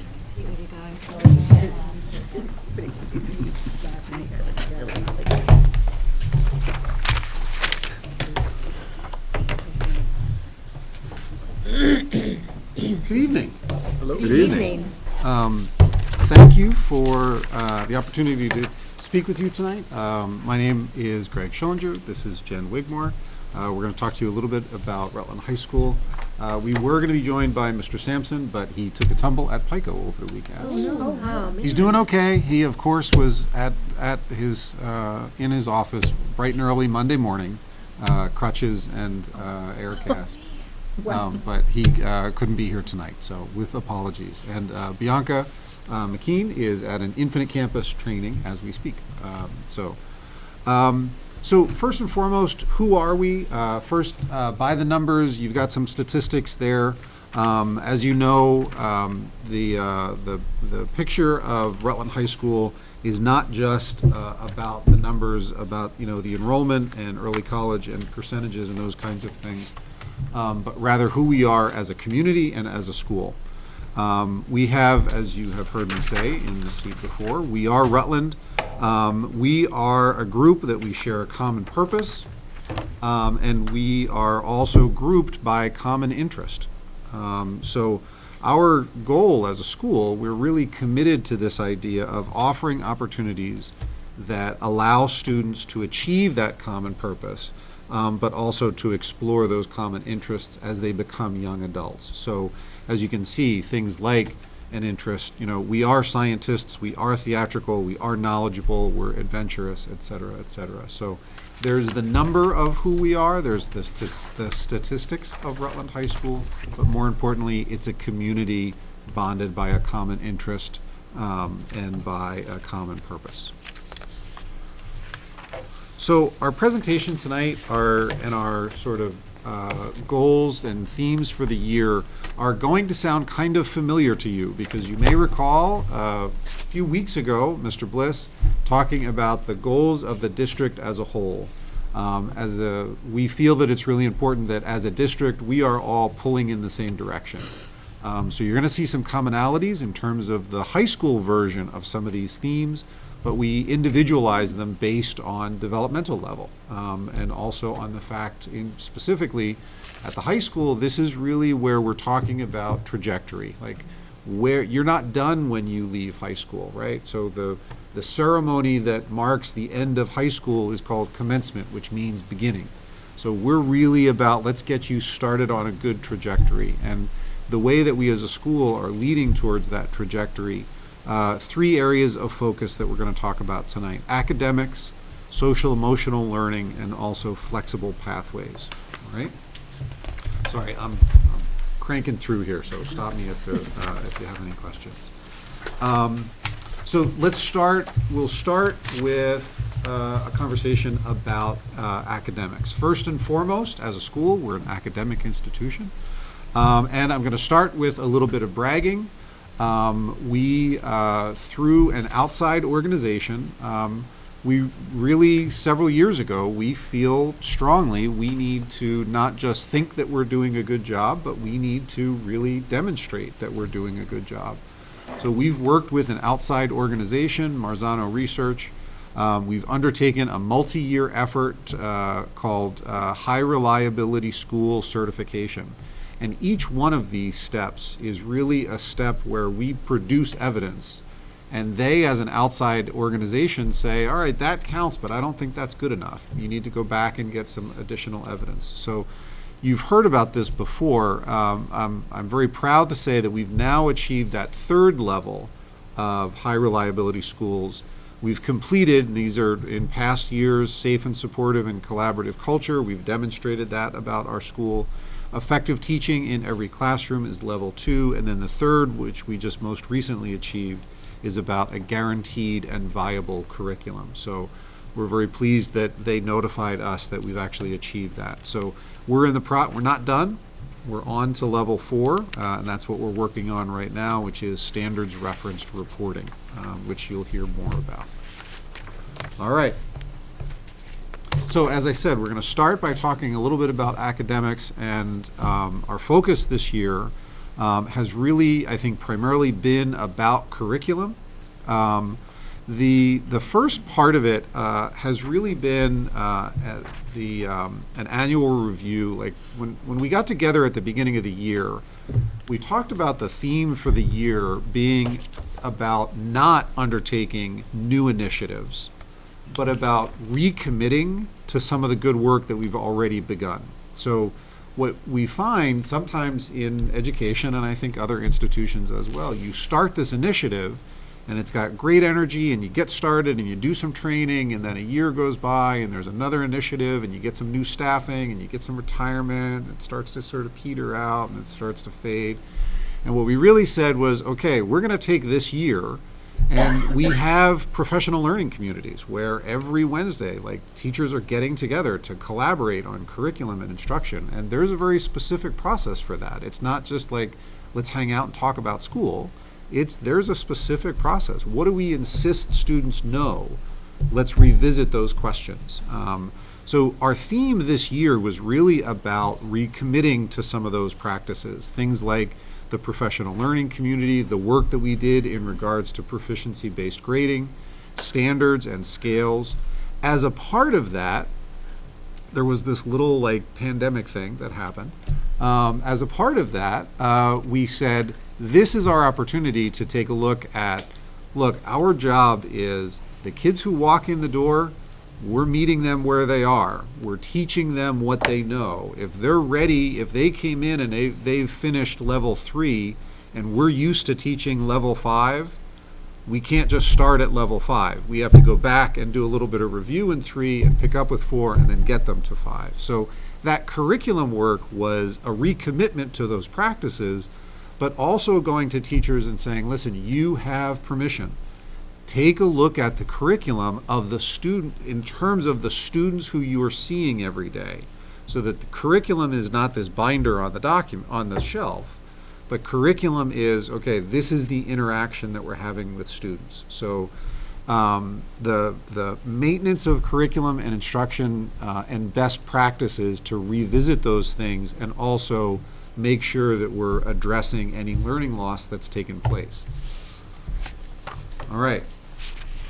This next slide is really a little bit more about learning recovery and some of the responding to some of what we've seen in terms of learning and in terms of curriculum. So we have also, teachers have been hard at work revising curriculum, making sure that it's meeting students where they are. We've also expanded our offerings of supports to students, both structurally as well as curricularly. So structurally, we have some new classes, things that in some cases have been there before, but we've expanded, like credit recovery. We initiated some classes called competency-based classes, which are, okay, you tried the class, you weren't successful at it. Now let's continue, let's pick up with the areas that you weren't successful in. Instead of just starting from scratch, let's pick up on, if you did, out of the 5 units, you did 3 of them well, but you didn't finish it successfully. Okay, competency-based is where we just concentrate on the 2 that you didn't get finished. And you achieve the credit and you acquire the learning by continuing to move forward. And that, as you can imagine, that becomes kind of a scheduling challenge, and it is not so easy, but we've expanded on and developed some structures to support students that are in that position where they might have struggled. All right? Also, at the same time, in terms of curriculum and academics, we are continuing, and in some of these logos that you see here are things that we have had for a long time and that we're continuing. We have a global studies as well as a STEM endorsement that's available to students. We have capstone classes that are available to seniors where they can really dive into a particular interest of theirs. VHS, we continue. We have AP courses. Early college is a relatively new feature. This is a program that allows seniors to really take an entirely college-based class. So they're taking classes at, say, Castleton or CCV. They're high school students, and they still graduate with their class. They can participate in athletics and activities and all those kinds of things. But where AP has historically been an effort on the part of the high school to introduce students to college material, and then they can take a test, and maybe a college that they go to accepts that credit. Early college is you drive to Castleton, and you take classes right at Castleton. So it's relatively new. We're seeing some students that have begun to explore that, and we're continuing to work that out. So for students that are really looking for that challenge in their senior year, that's a good opportunity for them. The last thing in terms of curriculum and academics that I wanted to just talk about, the PLACE program is, again, a program that has been in existence for a little while. We're expanding on it this year. This year, for the first time, we have a full-time full-time position. Jen McNeil, who many of you know has been a math teacher for a number of years in the high school, is our place coordinator this year. So she's working with community partners. It's an internship program. Students are, as a part of their school day, they're going out. You can see there the rec community center. I think that was Vermont Orthopedics. I think that picture in the middle, that's the staff from Town Hall. A number of students have gone to local elementary schools to kind of explore those career interests. I think the most beneficial aspect to this is it is really an opportunity to see, oh, that's why I learned this stuff. So that presentation that, sophomore social studies, I learned how to do this presentation. We'll now do a presentation with a third grade class, do a presentation to a vendor. You have businesses that are saying, listen, we have to do this presentation next week to a client, help us with the presentation. And they're like, oh, that's why I learned that stuff in integrated technology, or whatever the case might be. As a part of that too, Jan McNeil is teaching an on-campus kind of career exploration, which is sort of a pre-place. So it's on campus, typically for grade 9 and 10 students, where they're beginning to start to think about career options and opportunities, and where, again, that learning gets applied, right? All right, that is curriculum and academics, and again, I'm sorry, I just feel like a fire hose. Yes, any just questions? real quick, is there a criteria for the students to be allowed to do plays? Do they have to have a certain grade level, or? I think there's if I recall correctly, good. Well, there's not a specific grade level that they have to be at, but they have to be students that are able to go out into the community, be professional, have that level of ability to interact with other people. And so some of them are better suited for plays, and then we also have school to work programs for students where sometimes they're supported by maybe a paraeducator or a teacher that goes with them and helps them be in the community. So everyone is available to do a school to work. My daughter did plays last year. She graduated in 2022, and her counselor and I, we were kind of we questioned her choice, and her final project ended up being the highest grade of all of the place projects. And we were, I just saw with her place, she changed. It just helped, because it was it's also a transition to the real world. And so it was a huge. We have seen some amazing growth from students that go out and do both place and other schools. And it goes into the college, the early enrollment too, because she was doing early enrollment or dual enrollment and place. So it was like watching her map out her schedule for the week. It was not the same child that I had just been through. It blew my mind away. It's cool to see. Yeah. Well, and I like to use the example, and I will use my own daughter as the example, so forgive me if some of you have heard this. It wasn't place exactly, but my own daughter had an extraordinary experience. It was actually at the courthouse. She had wanted to be an attorney since 6th grade, and she had lunch with judges, and she was filing with office staff, and she was going to depositions, and it was a fantastic experience. And the key learning at the end of it all was, I don't want to do that. I was going to say, did she run away? And she said they were great people. It was wonderful. Yeah. But it's an example of that, it's still learning, even if it's, but that's not what I thought it was. Karen? I was just going to say that, between the high school and Stafford, I think anything we can do to introduce students into what the real world is going to be like, and for them to experiment with, jobs that they may want, or even do they want to go to college, or is Stafford something that they want to do? And, as a person who's trained a lot of people in businesses, you find people that get there and that's not what they wanted to do. And, so the employer's wasted all the time in training them, and then it's it's a big waste for everybody, and it's a waste for the child. So I just think these programs are absolutely wonderful.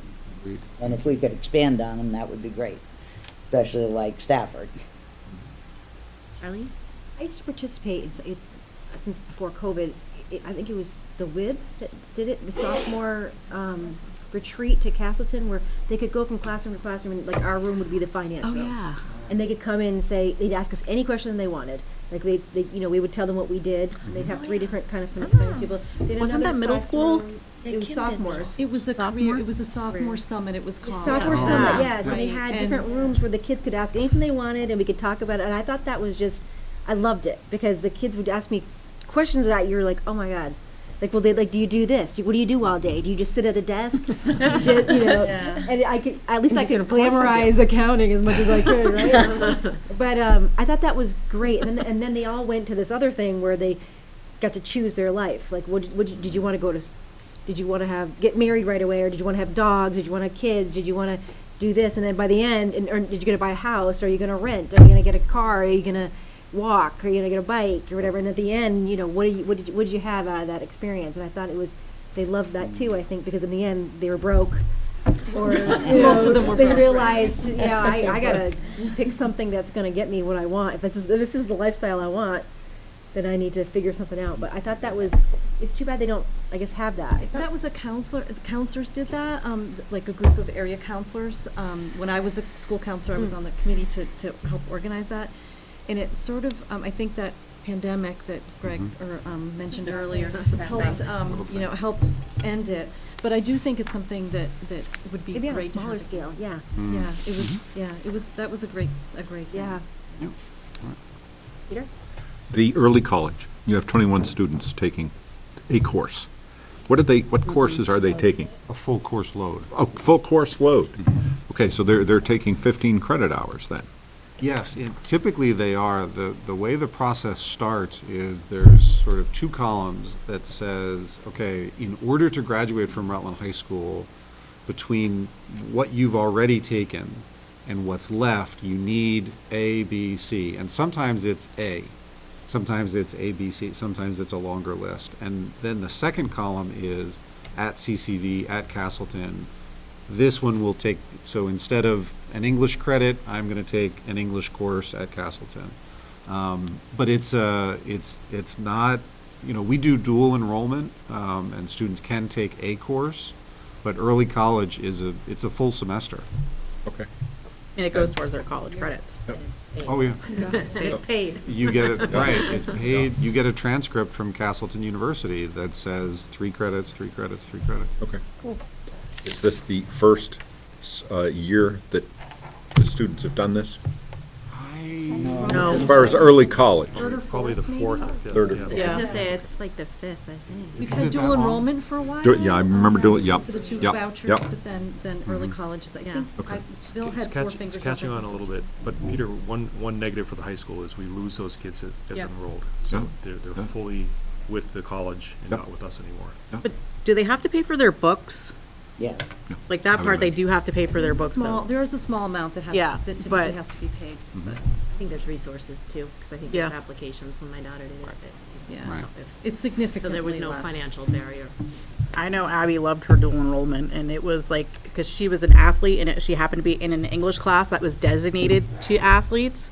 And so it was like, oh yeah, this one from this team, and there was hockey players on the in the class, so that really, but it helped kind of build that bond in like other ways as well. Thank you. I have 4 of them, 4 early college kids right now. Oh. you in do? one of my courses, and they are my top students, I have to say. It's really like, not that I didn't expect them to be, but they take notes better than the actual freshmen do.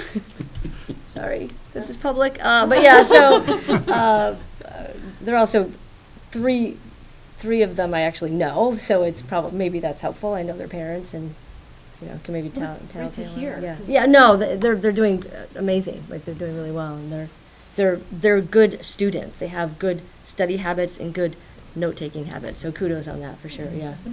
That's good. Yeah. That's awesome. So well, for starters, I will say there is something in the school going where I had my child come home and she asked, how much do I have to put down for college? So they are doing some kind of budgeting, figuring that out. And I'm not sure which class it was. So there's something going on there. Civics, finance. Yeah, it may. Finance. Yeah, that does sound correct. And then another thing is I did go to the school for the incoming freshmen, and that was very exciting for me to go and meet all of the staff members there. And your fellow that is newly hired in the math department was wonderful. I actually wanted to sign on, and I hate math, but his energy was like through the roof. But it was just, yeah, he's amazing. Anyways, but it was a very nice visit to go and kind of, hear the teachers explain everything and all that they offer. So just another perspective that, whether you're going to be in the trades, which we didn't cover that, we were just there for the core classes. It was a good experience. That's great. Thank you. So, speaking of learning, on the next slide, we want to also talk about social, emotional, and behavioral learning, which schools have always taught more than just reading, writing, and arithmetic, right? So schools, we've always sort of steered students away from those Saturnalian behaviors, more towards, demonstrating things like respect, responsibility. That's always been a part of the mission of school. So to look a little bit at some of the numbers in that regard, in 2021-22, and this is as of this time period in the year. So we sort of cut off the numbers in March. As of this week, I think is when we put this together, or might have been last week. Last year there were 545 referrals, and we really felt like we needed to address and intervene in that area. The area of behavioral and social learning was an area where we really felt like we needed to take some steps to intervene. So we, with some help with some ESSER funds, we hired, and their teachers, their classroom teachers, who take part of their day, and we created a position called Student Engagement Specialists. And they are teachers who are just in the hallway. Hey, what's your name? Hey, how you doing? What are you doing? What did you do this weekend? Hey, I know, don't you have French class right now? Come on, let's go back to French class. Don't you? So it's a lot of relationship building and also guardrailing, like nudging back towards, like, okay, you're doing this, let's nudge you back in this direction. We've talked about, you're going to hear a little more about just some of the explicit learning and instruction in regards to social emotional learning, and then also our last focus is about that flexible pathway. So I'm a little bit ahead of myself in terms of these interventions, but as of last year we had about 545 referrals. As of last week this year we have 408, which is about a 27% decrease. So we're feeling pretty good about those efforts to sort of guide students in the right direction. You asked about sort of what constitutes a referral. The single largest and most significant repeatedly has to do with attendance. So being late to class, leaving early from class, missing a class, that's by far the most frequent referral. And then beyond that, there are behavioral things like inappropriate behavior, disruptive behavior, those kinds of things. So those are the two really big sort of chunks when we talk about referrals. Are there academic referrals? Not in those numbers. Okay.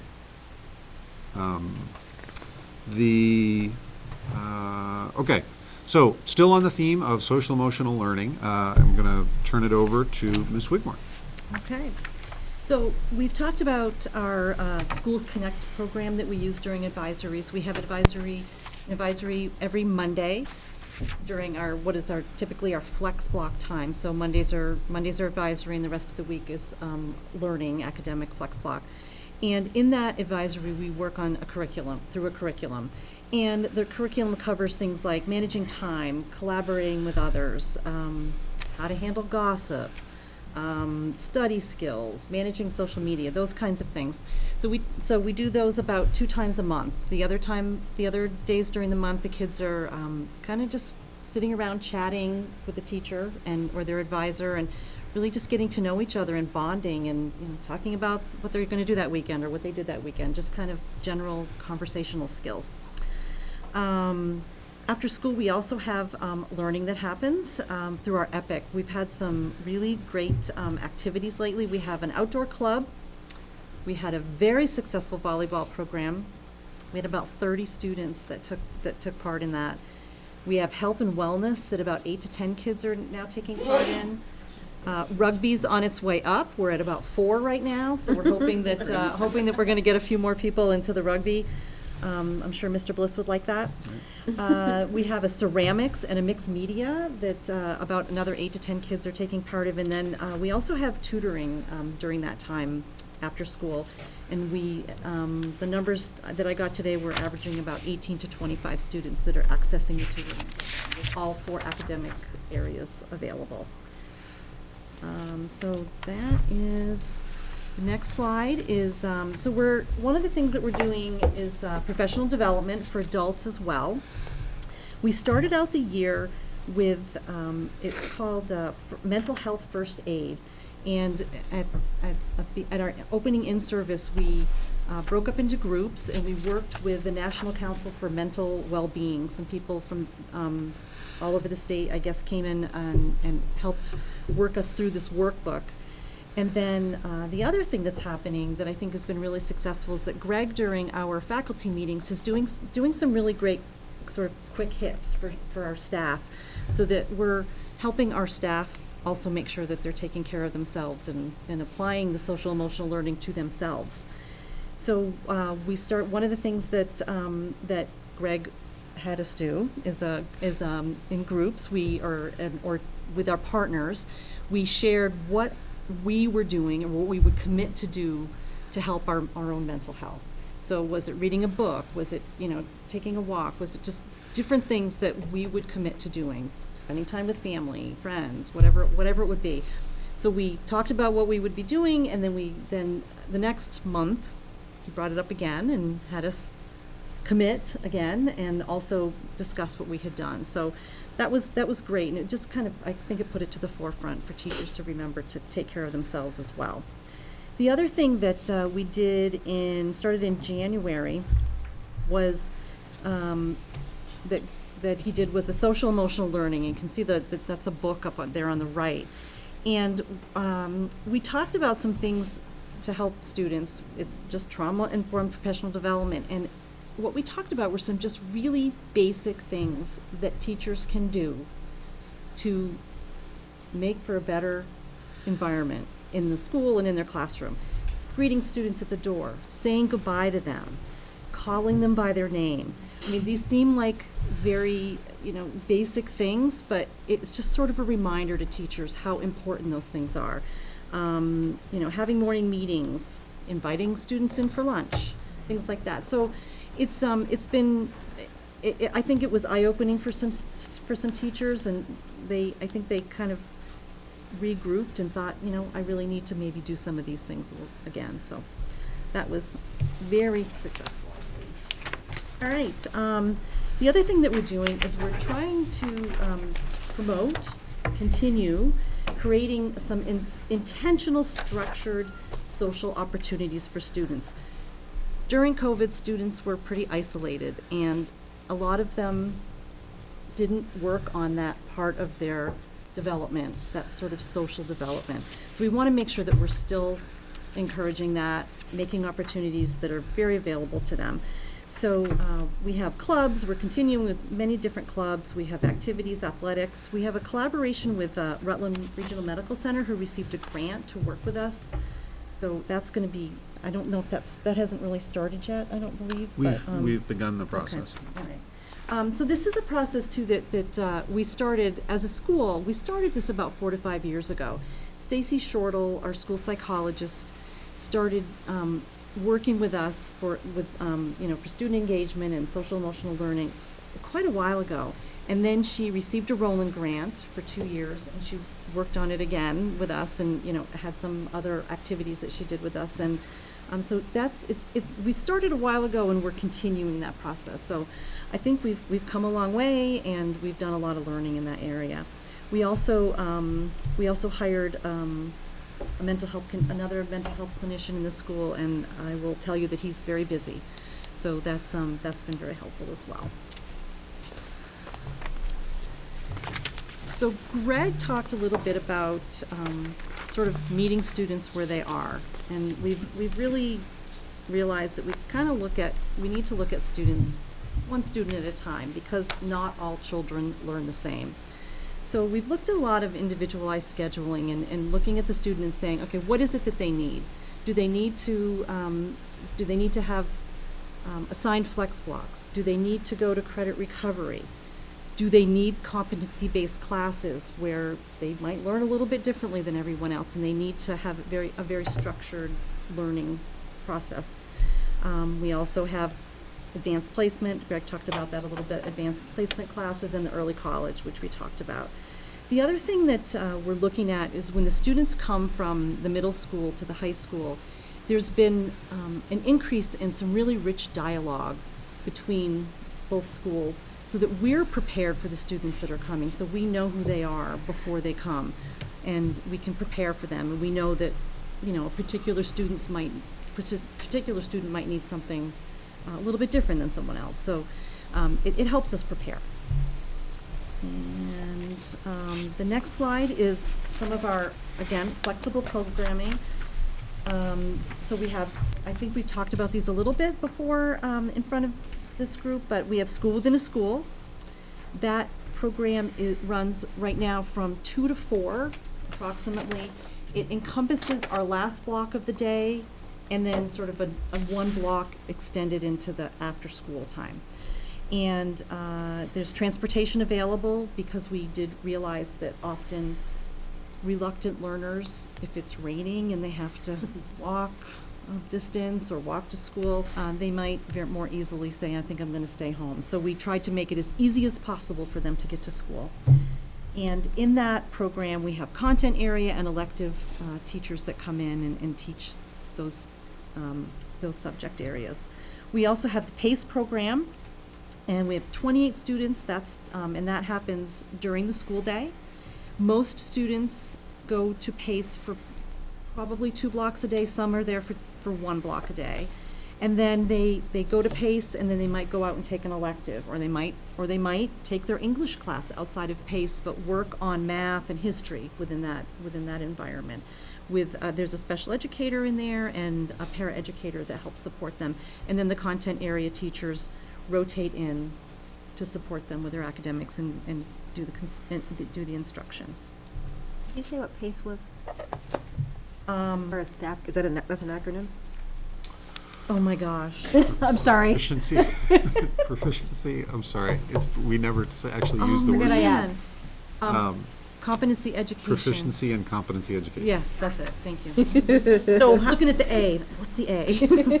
So how do students become part of PACE or School Within a School? Good I'm sure you questions. guys have told us that, but now that we're... No, it's a good question. So they're usually students that are struggling in a regular classroom. And so this is one of the supports that we use. So when we're looking at a student and we say, okay, this student, one at a time, they're struggling, what would be a good option for them? And we know the characters in each of them, we know the sort of environment, and we look at and we decide maybe School Within a School would be a good option. And then we start that process by talking to parents and talking to the student, and the same goes for PACE. Yeah. Sometimes it's just easier for them to be in a classroom. The teacher that's in there is, she is all SEL. She is all about trauma informed. She's amazing, and it's sort of a home base for them. So how do they get the credits for their classes that they need? Like, how does that work? So they're working on their credits while they're in the classroom. These are credit bearing. They're all credit bearing, yeah. So the teacher will come in, we have teachers that come in and teach all 4 content areas in both programs. And so they'll work with a teacher. A lot of the work that they do is competency based, so it's a little bit different than the normal instruction. It's individualized for the students, so some might be working on US history, while their student that's sitting next to them is working on world history. But the teacher's there to help guide them. All the students. How does it differ from like the Grove Street isn't there like something at the Grove Street where they do the Has same a, thing? has a lot of similarities. Oh, okay. The primary thing is location and timing. Okay. So PACE, for example, you may be in an A block earth science class in a science lab, and then B block you're doing math in PACE, and then C block you're in PE. Whereas Grove Street, typically you're at Grove Street for the variety of your schedule. So the expansion of these programs, there are lots of things that are very common and similar. Build relationships, develop social skills, work with students and have them move from where they are. Grove Street is in one location, it's a smaller environment. These are both in the school building. School within a school is at the end of the day, and part of the benefit is the building mostly empties out. So I'm really distracted by, I've got 700, all these other people. Oh, okay, now it's the building, and it is a little bit more quiet. So now I'm here until 4 o'clock, and I still have a classroom teacher. Whereas PACE, you know what, I can do this for a certain amount of time, and then I'm kind of at my limit. Okay, here's a smaller environment where you can do some of that work, and then maybe your day is over a little bit earlier. So we're taking similar themes and tools, and we're sort of bundling them differently depending on the student. We are finding too that, and it's a good question, some of the students that were in these programs have gone on to Grove Street and have been very successful. Right. Because that's the environment where they thrive. Yeah. You know, they're a little bit more independent in their learning. They're you know, they need to have that small environment. They need to have way fewer distractions, so. Another reality is that Grove Street is typically is going to be predominantly 12th, 11th, and maybe some 10th graders. These are programs that we have students on the first day of 9th grade because of our collaboration with the middle school. We know, okay, we're going to include PACE as a part of your schedule on day one. Grove Street requires a level of sort of independence and maturity that isn't necessarily there on the first day of 9th grade. Do you have to stay in the PACE program or school within school for the whole year? Or is it like, I wouldn't say you have to. can you but essentially graduate out of Yeah. the program? Yeah, so for a lack lot of a better kids word? will sort of increase their day outside the classroom. Okay, So, got it. and most of them keep that relationship with that particular teacher. They might they might start with 2 blocks and move to 1 block, maybe no blocks, but just kind of keep that connection with her. So that's been good. But there's no requirement. Maybe at the semester break, we might have them stay for the semester and when their course is over so that they earn the credit. Right. One of the design criteria with both of these programs as we worked on them was flexibility. So school within a school is from 2 o'clock to 4 o'clock. We've had students that have done really well, and we're adding a D block class and then a C block class, and then they're going into school within a school. So you also asked about like how does someone get into it? We really wanted to make the funnel wide. So it may be a school counselor, it may be a special education team, it may be an EST team. Just an administrator saying, I don't think this is really working for you, dude. Like, let's try something else.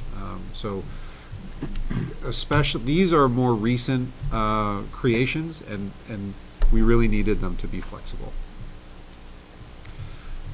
All right, so as I mentioned, to revisit, we had 3 big themes in terms of our focus and in terms of our presentation: academic, social, emotional learning, and then the flexible programming.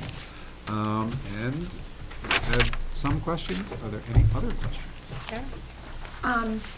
The flexible learning for the individual student, just as something I noticed, we had to change my kids' schedule recently because they're having a hard time getting to school in the morning.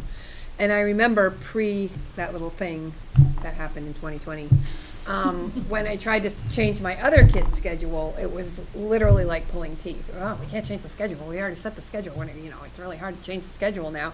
And so I was kind of stressed out contacting the advisor, like, well, I really think if we could adjust the schedule. Absolutely, no problem at all. How about we do this? If we do this, will this work? And I'm just like, yes. And they've been at school every day. They show up, they're on time, they're at their classes, and they're actually progressing a little bit better now because it's actually working for them. And I was really impressed with that. So That's good to know. when you mentioned that individualized scheduling, I actually checked the box in my brain, I experienced that. It was so much easier. And obviously you can't cater, to exact, but just that you can Try. quickly acknowledge that, yes, I understand that this child is having an issue here, and we will do what we can do to get this kid through there. I think we learned a lot through the Yes, pandemic, and exactly. I think we learned to be flexible, and we learned to look at students individually and see that. So I think, for all the bad it gave us, I think that those were some of the good things that came out of it for Yes. education. I've seen a lot of improved flexibility from pre-COVID to post-COVID. So it's very encouraging, and I'm Glad it glad it's worked. continuing and getting better. So, yeah. Anyone else? I have two. Thanks. I have two quick questions. What is Fit Team and what is VHS Learning? I was looking at Sorry. those screens. Acronyms. It's the Fit- acronyms that always get us. I know. thought, This oh, is a no, test, that's- actually, is what it Asked the is. same I don't question, but I was actually like, care, I'm but it's a I don't want to test. interrupt Greg and tell We you. swim through I jargon, know. sorry. So It's okay. FIT is freshman integrated team, Oh, nice. Okay. all the Yeah. ninth grade teachers, and VHS is virtual high school. Oh. So those are online courses that we nice. use to expand our course of studies. Okay. Did you get the rest of them? Are there any more? I think that's all I needed. Actually, that's what I was thinking. I was like, wow. RHS, What was the freshman one called again? freshman integrated team. Oh, integrated team. I had it wrong. Got it. Okay, Start every thank you. meeting with calisthenics. That's all I have. All right. Nothing else? Great. Thank you both. All right, Thank you thank very you. much. That was a great presentation as well. Oh, I yes, just feel yeah, it was like I great, know it's yeah. a snowstorm, and I'm watching the clock going. And they're "Oh." coordinated, But if it you was- didn't notice, the I two know. of them. Notice the coordination. Yeah, definitely. we did that on purpose. Yeah, totally. Oh gosh, look at that. I did not realize that. Now I'm embarrassed. Don't be. Thank you. All right, so next up, central office reports, the superintendent report. How much Still time there, do- Bill? how much Right? time You do I thought have? it'd come. 30 seconds. 30 seconds, okay, I'll be fast. Or less. It's snowing, I guess. Start the clock. Go. Is it Bit like, snowing? 17 words per topic.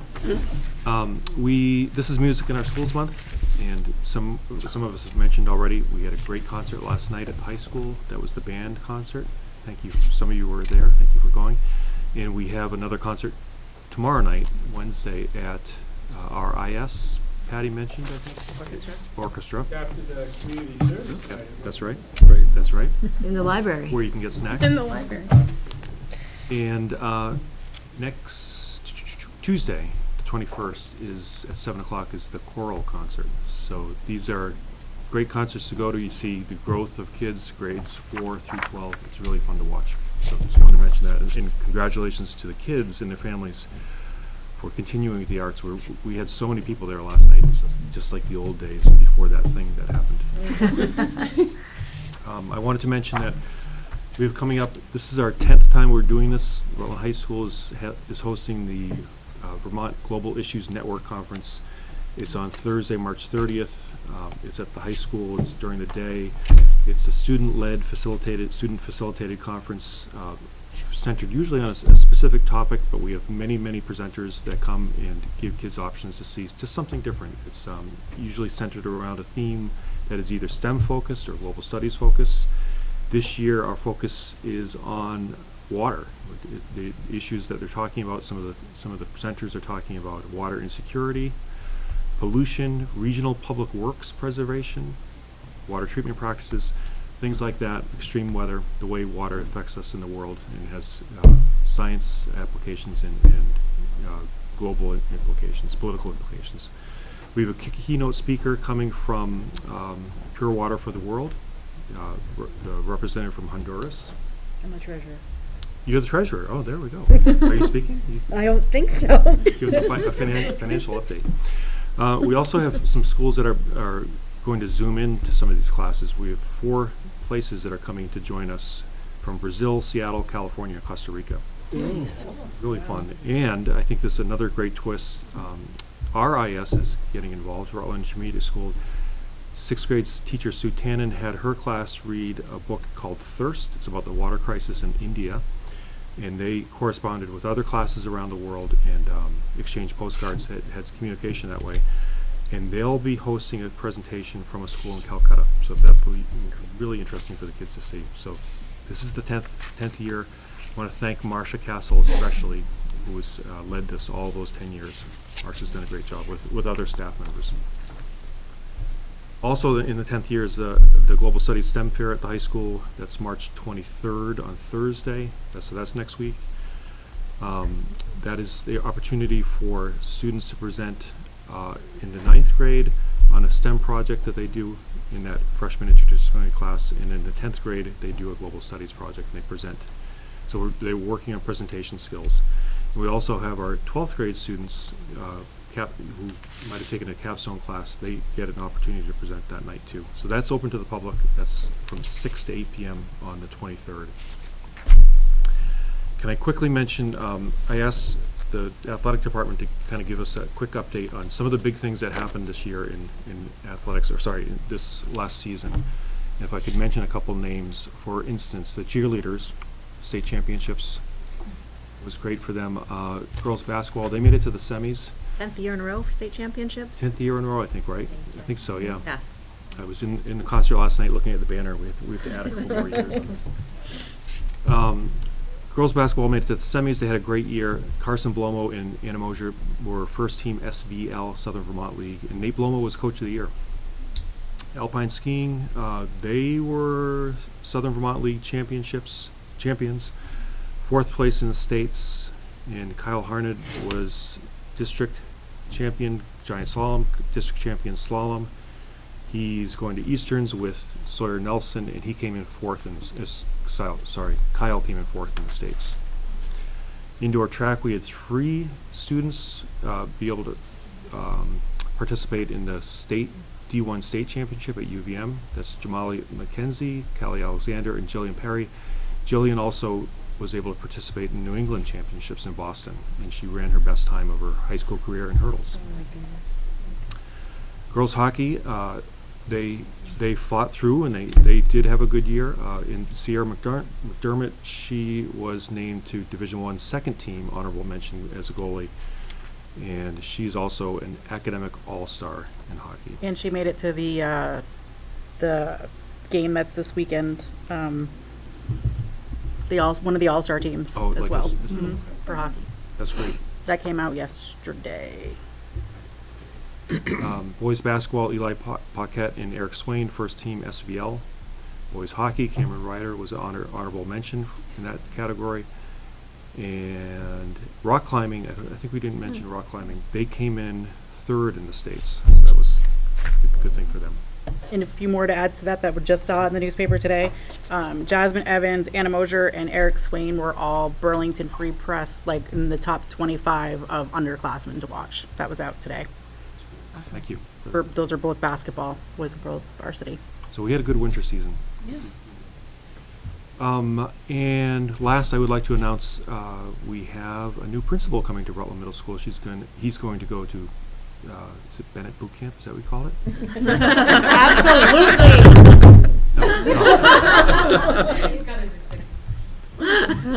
So he's going to continue the good work that Rutland Middle School is doing that we just heard about a few minutes ago. His name is Rob Becker. He spent the bulk of his career teaching and as an administrator in Wisconsin in schools at the elementary, middle, and high school level. He's served as a principal and as a superintendent, and he has a special education background. He's also worked as a principal in international schools in China and Saudi Arabia. And he's done a lot of work in school redesign and design, both areas. In fact, he has helped create a STEM school from the ground up. Really interesting background. He also has a strong interest in robotics. He has been an international judge for competitions. And when the team checked his references, they mentioned his strong knowledge of his students and families, seemed to know every single student in the building. his collaboration with faculty, and his extensive leadership experience. He has great leadership experience. So we're really looking forward to having him. And I wanted to thank the screening committee that did that work. They did a lot of work for this over the last few weeks. Rob Bliss led that work. Thank you, Rob.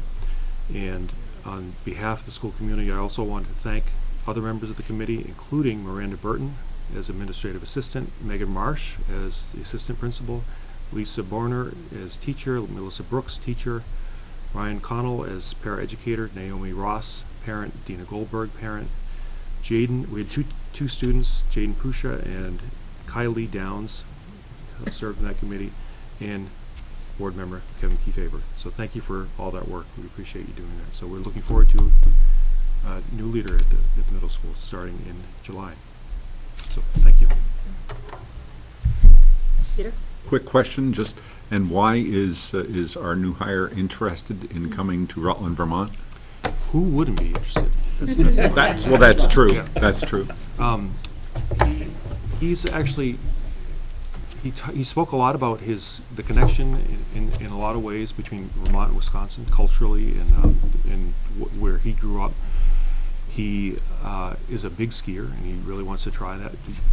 He got closer connected to that. He's talked a lot about skiing in Wisconsin, which, Kevin, I don't think there's much there. Skiing in Wisconsin is on piled up trash. But he's been involved in skiing all his life, and led a lot of student groups when he was younger. He's traveled the world a little bit, and he wants to come closer to home.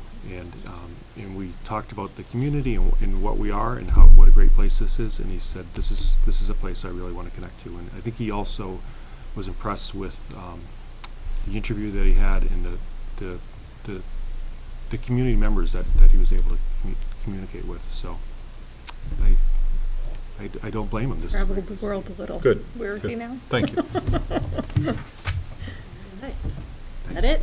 Okay, so next up is committee reports, and we have policy committee report. I'll turn it over to Commissioner Solsa.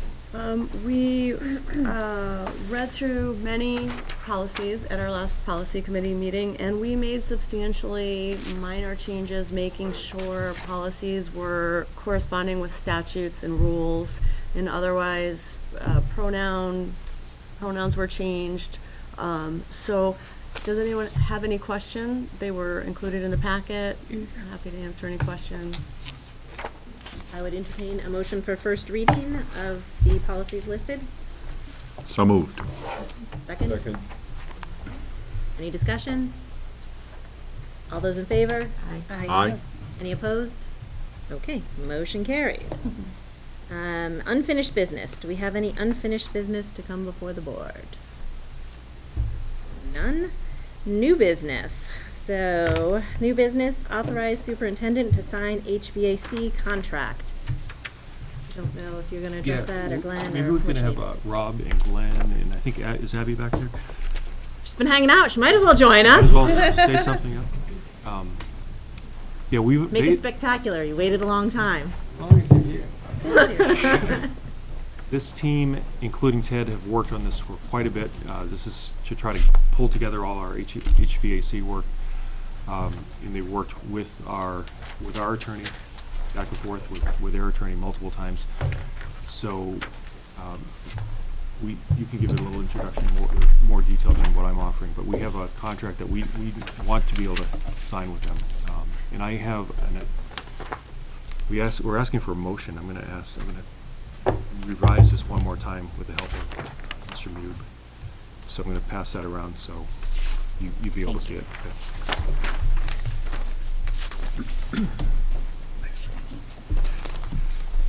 So, Madam Chair, while that's being passed around, I do have a few questions in regards to this.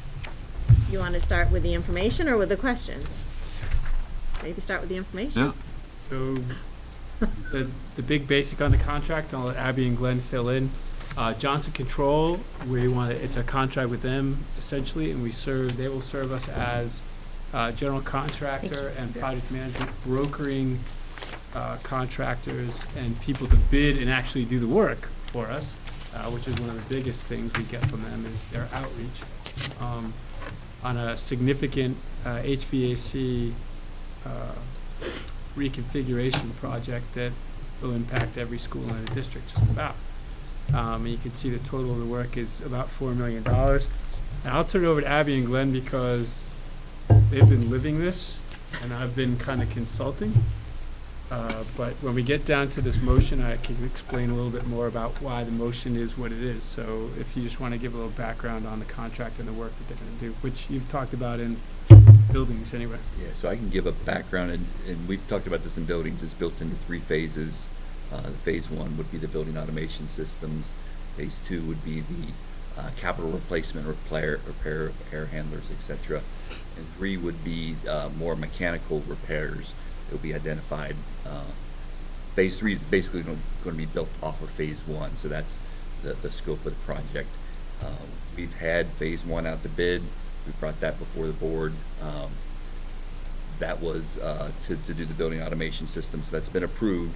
So that would be built into this contract, and Thomas Engineering Associates would contract with Johnson Controls, but this would need to be the first part of that to enter into those next 2 contracts. Yep, and just the way the contract is built, it caps the amount at the amount that we put in the Art Besser plan at 3.9 million and change. And each time we move into a subsequent phase, we come to you, you approve it. We are giving Bill the authority to sign the original contract and then the subsequent change orders that come as a notice to proceed. So they're not allowed to proceed with work until they have that notice signed from us for each phase. In addition to, they're not allowed to proceed until we have AOE funding approval. So there are some nice safeguards for us to make sure that, like, we do this step by step, everybody's on the up and up, and we move forward in a logical step by step way. Thank you. Peter? So, thank you. So when I was reading this, what confused me, and I've already shown this to Rob, is that in the first paragraph of what was sent to the board, it said, but the current contract only authorizes Phase 1. Now, you probably discussed that a little bit, but that was a little, just a little confusing to me while reading it along with the rest of the packet. So I understand, as I understand it, we are authorizing $3.9 million for a general contractor. That was very helpful to find out. That will cover all 3 phases of the proposed work, and also change orders. The current contract with, I cannot remember the name of the company, only covers Phase 1, but that'll get pulled into, subsumed by this work here, as the general contractor will contract with that contractor. So we won't be contracting with that contractor. So I just did this on the fly, but I think I've got it. I think you've got it. Okay. Thank you. I'm good. All right.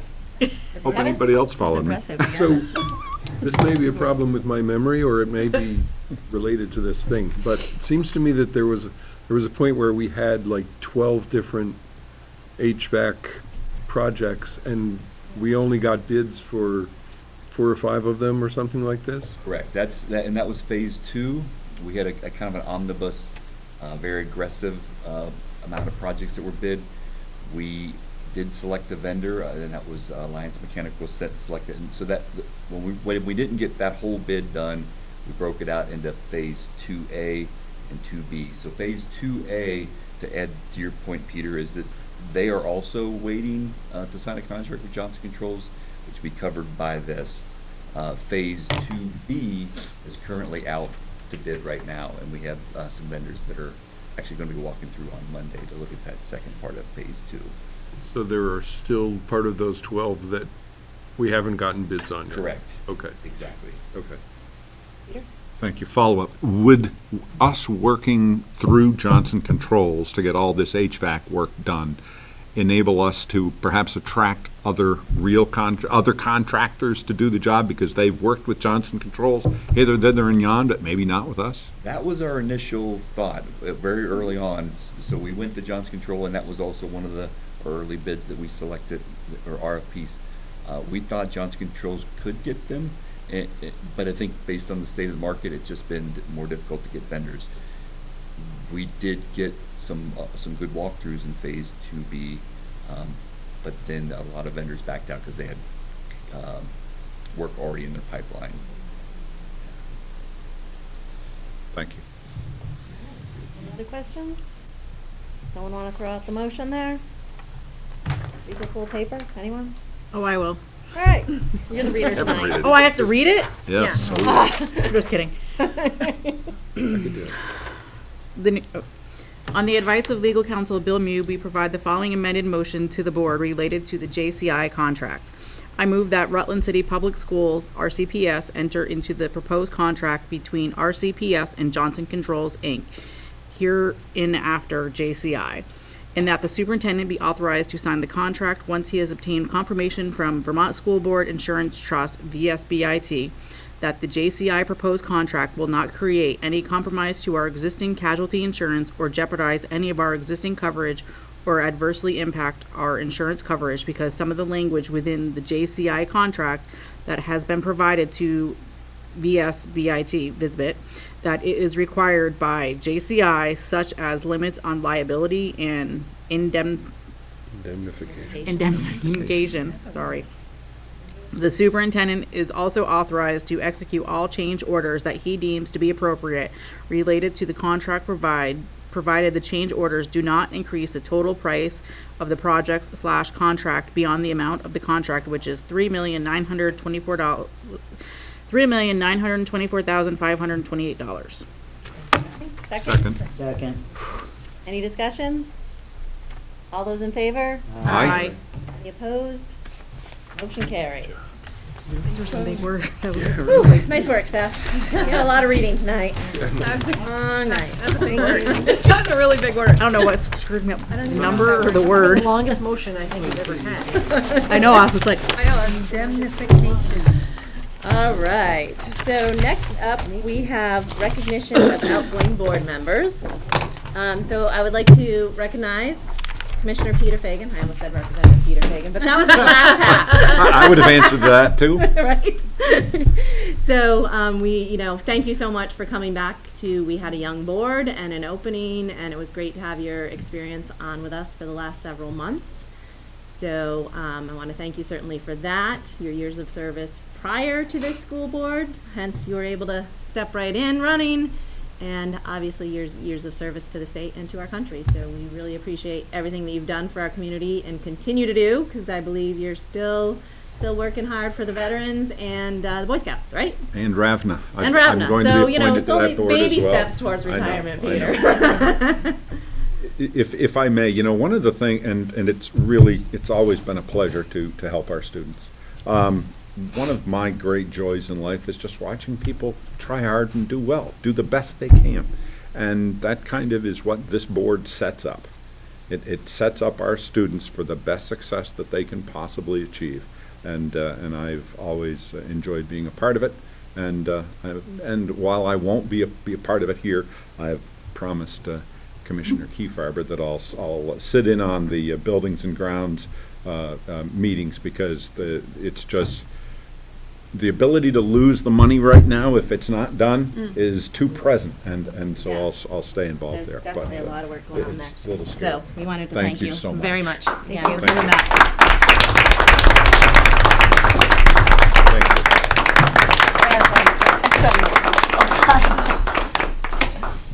Standing feels good. I didn't get one of those last time. well, different situation. You got a chair last time. I did. No, I didn't get track of the lamp. And I'm just fine with the lamp. I don't need anything else. Please don't tell me you have anything. I'll take the chair. Are you a minimalist, Peter? You're a minimalist, obviously. Allison, I'd like to I like recognize that. you. I'd like for Me too. I us like to my house to look recognize like it's you been for your brawled. years and years and years of service, 2014 to 2023. You've seen a lot and you've done a lot, and you leave big shoes for all of us to fill. So thank you so much. Great, thank you. And I want to thank everyone for the opportunity. It's had its challenges, but it's certainly been a learning experience, and I wish the board the best. I think we have some great initiatives going forward and some great trajectory that the district can follow. So thank you all. Great. Thank you. And behind you is your new chair. Oh my gosh, that's so cool. Madam Chair has a chair. Love the chair. Elsa, amazing. could I add in? Certainly. Can I add in? First of all, I want to tell you that is not your chair. That's a replica. I was like, I didn't, yeah. We have it on order and it hasn't arrived yet, so we said, well, that kind of is what it's going to We look like. know what they look like, yeah. it knows what- That's nice. But I also wanted to thank you both for your service, and I know, I say this all the time to you folks, we really appreciate the work that you do for us, the hours that you spend, the guidance that you give us, the accountability that you provide us. So thank you to you both for, coming back and for all those years for service. It's really been important to our kids and important to our staff and our families as well, so thank you. Thank you. All right. I think the only thing left on our agenda, if we flip over, is adjournment. So, Move to adjourn. second. All those in favor? Aye. Any opposed? Motion carried.